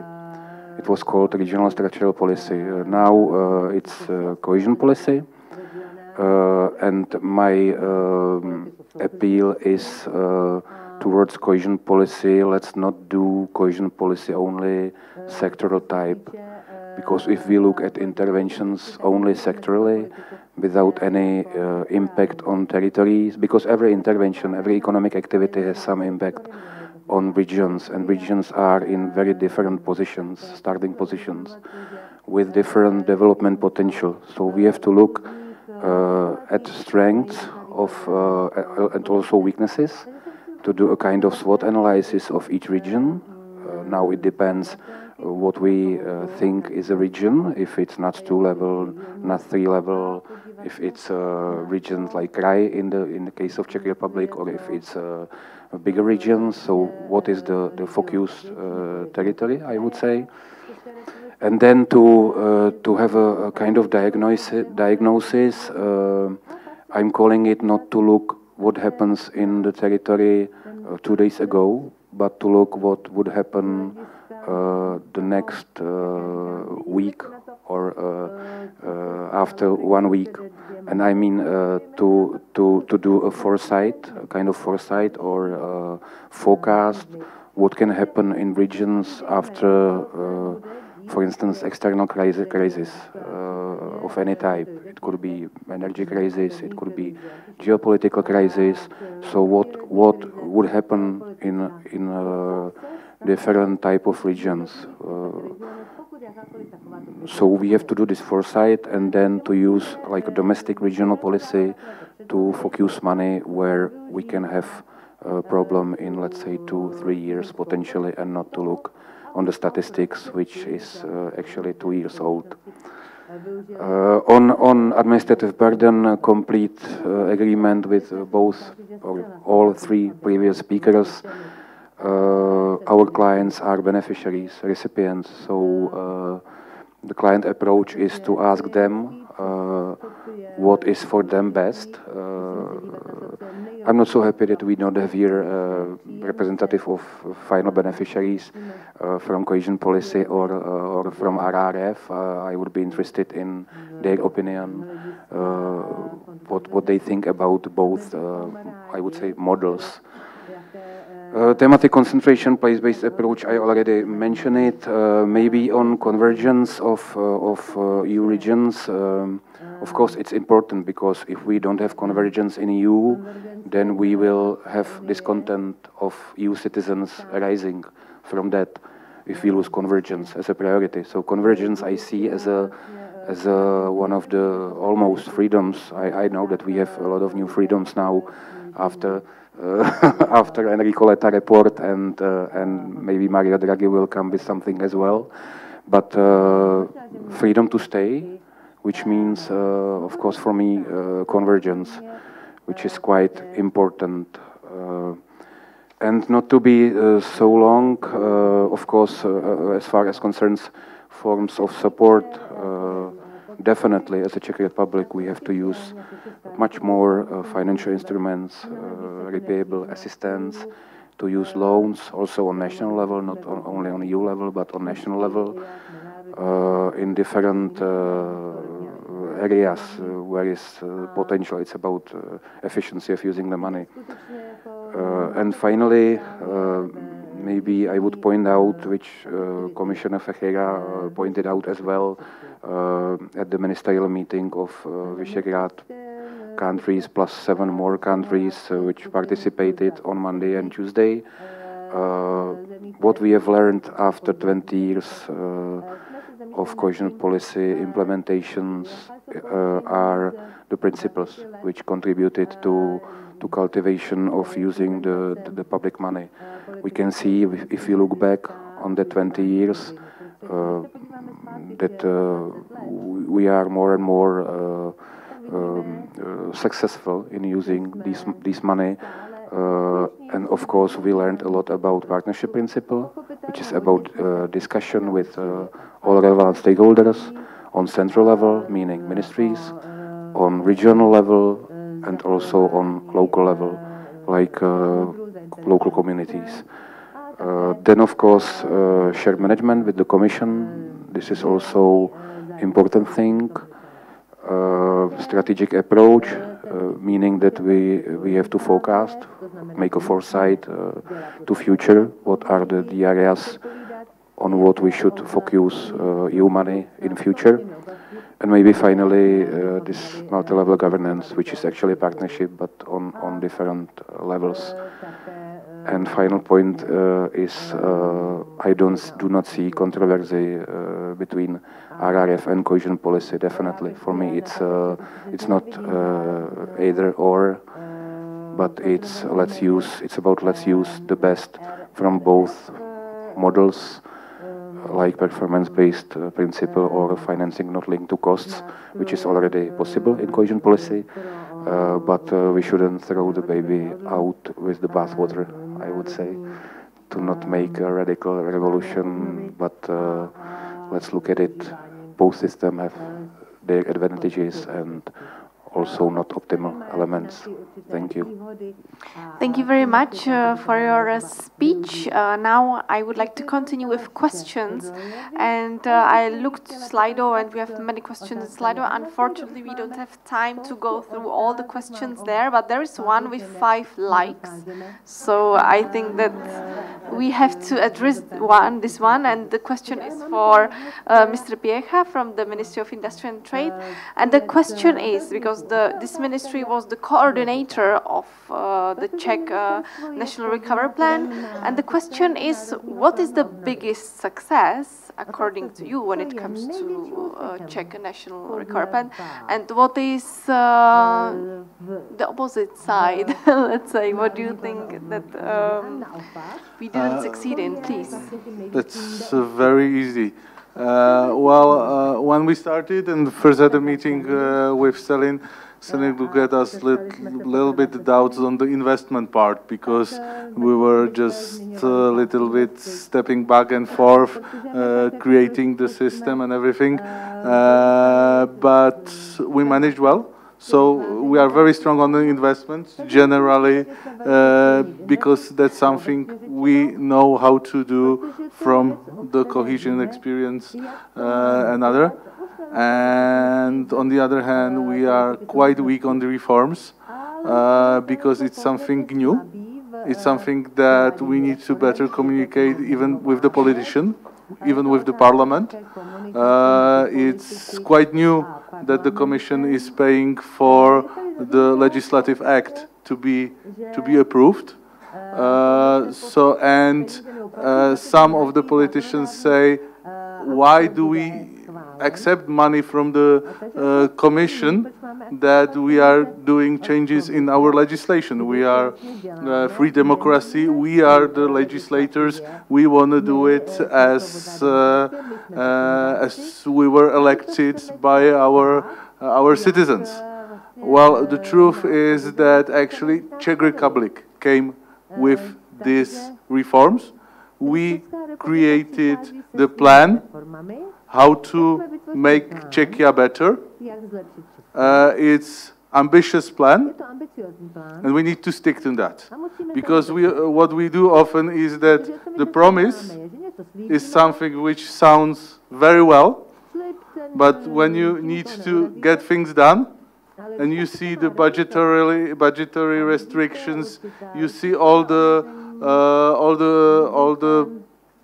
bad things connected with the reform from the citizens' point of view, and you cannot present the good thing, then you are in trouble. So we are working on this. For example, at the Ministry of Industry and Trade, we are presenting the whole package of the repower. We are saying, look, we invested in photovoltaics, we invested in the grid, and look, there's a community sharing of energy legislation, Lex 3, Lex 2. So it comes all in hand. It's not something which is coming from the Brussels, in coming from the energy changes energy changes we really need to do. Thank you. Thank you. I would like now pick one question from the audience. Okay, Mr. Oswald, I would like to ask my colleagues to pass the microphone, but... Thank you very much. Sorry, I have so many remarks for today. I can explain to Marianne how was about component 4.1, about preparation of the project and the story, but I don't like to blame you because you don't be a part of the preparation. But anyway, what I ask you, the title is Future of the RRF and the Cohesion Policy. And I don't see any vision just now about it because we spoke about MFF, Multi-Annual Financial Framework, and there is a big tension to that. RRF starts as a reaction of the COVID crisis. Anyway, Czech Republic, we are successful in that, but Czech Republic is still the GDP not the level before the COVID. So, but how it could be without it, it's just remark not for the answer. But I like to see about the future because there is not enough money for the cohesion and RRF. For this in multi-annual financial framework, if we look to step to other instruments, to other things, that is tensions.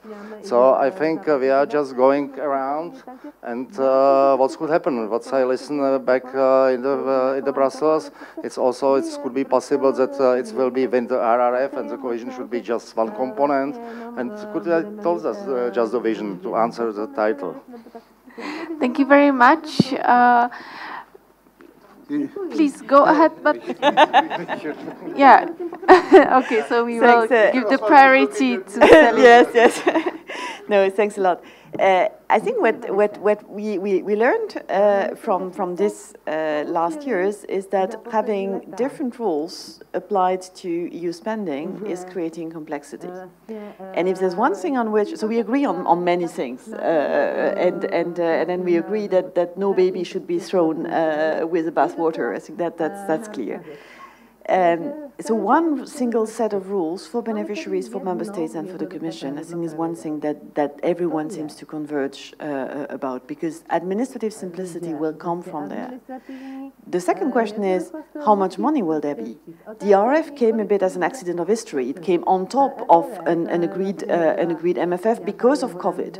And I agree that resilience is much better than recovery. But in this case, it was really a response to a historical event that you had to recover, and then you built resilience. We hope that there will not be a need for a recovery right at the time when we will be negotiating the next MFF. So just all of this to say that we should learn from the implementation model of the RRF and of cohesion. What is the best? Try to combine the best of both, combine performance-based with reform content in the plans and with involvement of local authorities, and then design the next new spending program. And the fact that it has to be one and that you will not have a just juxtaposition of two different ones, I think is absolutely clear. How big will that be? For how many members? Well, for all member states probably, but for how big will that be? I think that's a question that is still completely open and will be debated for quite some years from now, I would say. Thank you. Sorry, we will give priority to Giacomo. Thank you very much. Yes, I also fully agree that it's not about having one or the other, that we can be brave enough and think about a combination of both, but it's not only about the implementation method, about whether it's performance-based or invoice-based. It's also about the priorities, and here I would echo to what Mr. Schneider said about the regional dimension, that one of the main objectives of the cohesion policy is indeed cohesion, and this is the other part of the coin called single market, and we need cohesion in the single market, and therefore in any brainstorming that the Commission will have with the member states, we have to think how to include the cohesion principle also in any future funding instrument.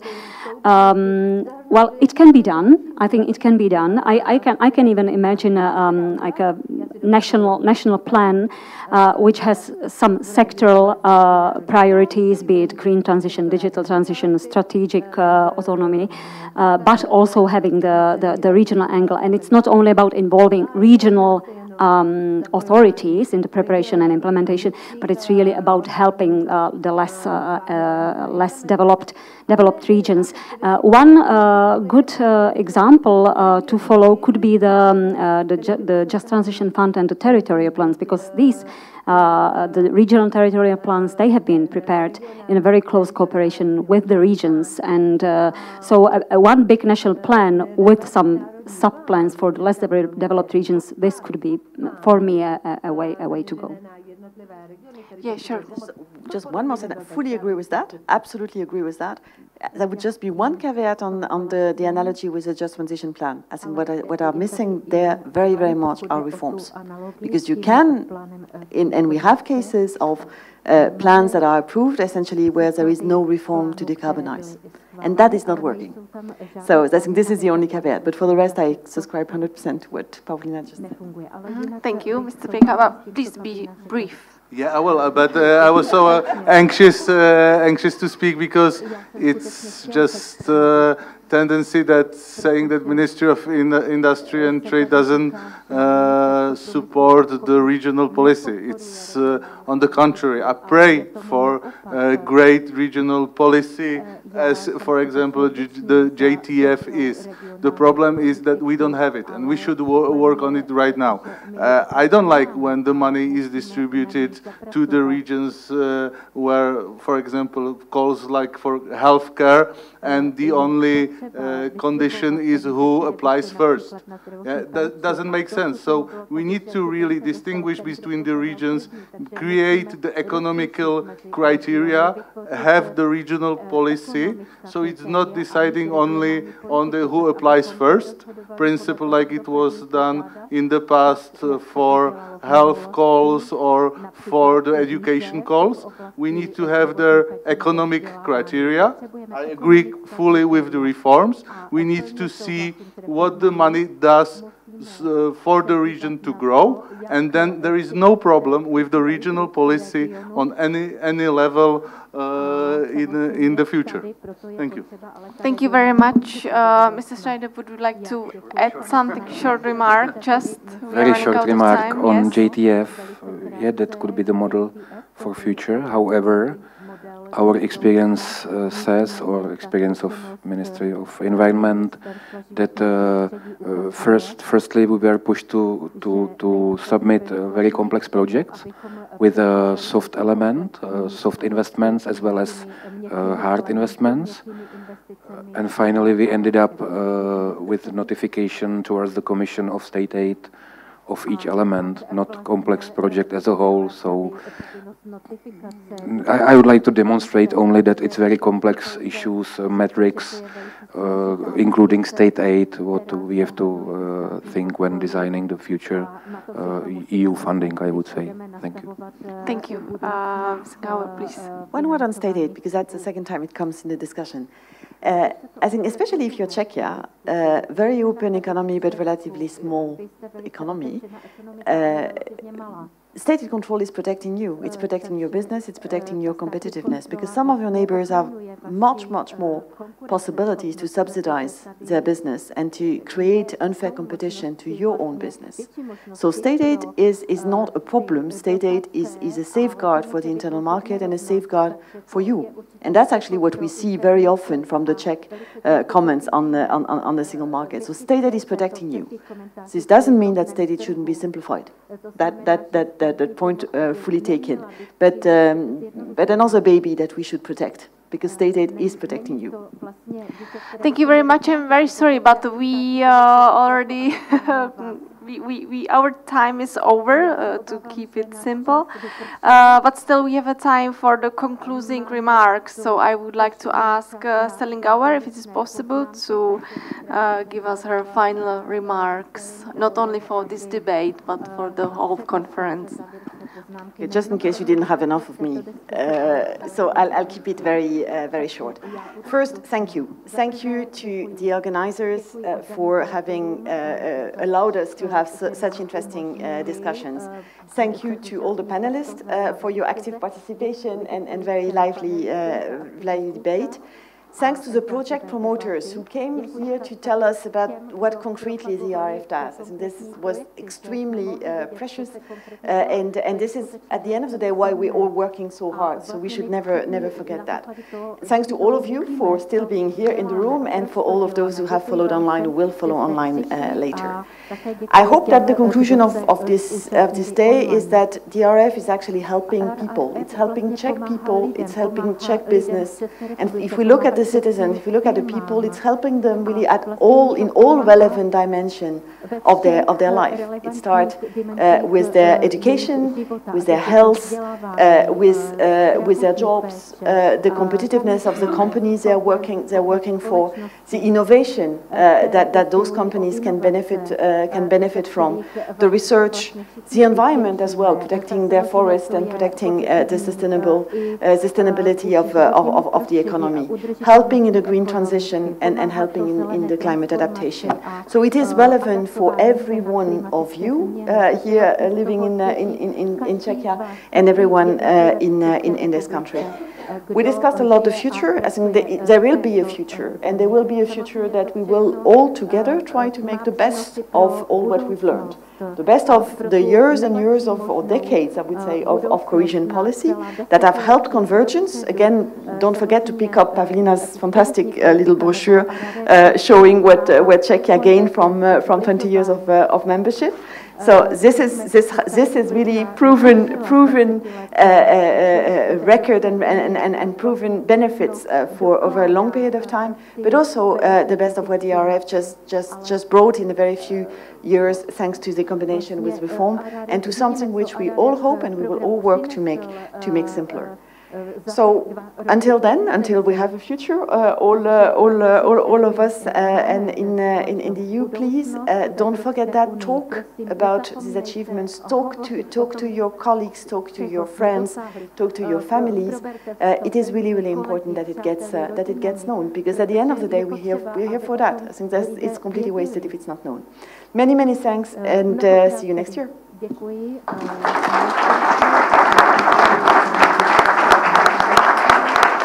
Thank you very much, and also Mr. Piecha would like to tell us his concluding remarks. So please, Mr. Piecha, the floor is yours. I would be even shorter. I'm very happy for today's discussion.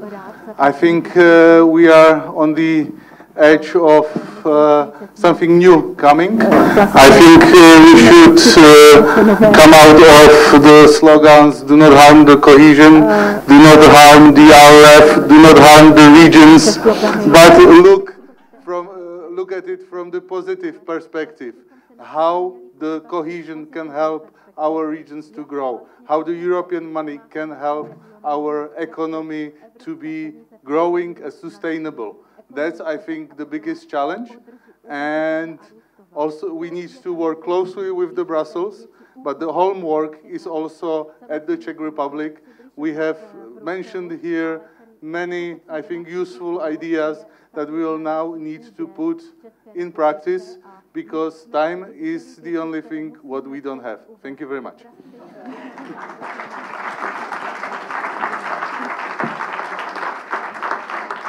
Thank you very much for your closing remarks, and now it's really time to conclude the formal part of our conference. Of course, you can continue with informal discussions on the first floor, as the glass of wine will be served there for you. So please enjoy the rest of the program with informal discussions over the glass of wine. And also, yes, I see, please, those of you who have headphones, please return them back to our organizational team. And thanks to all organizers, thanks to all speakers for a wonderful discussion. Thanks for our interpreters for their services. And thank you for your attention, and enjoy the rest of the day. Thank you very much.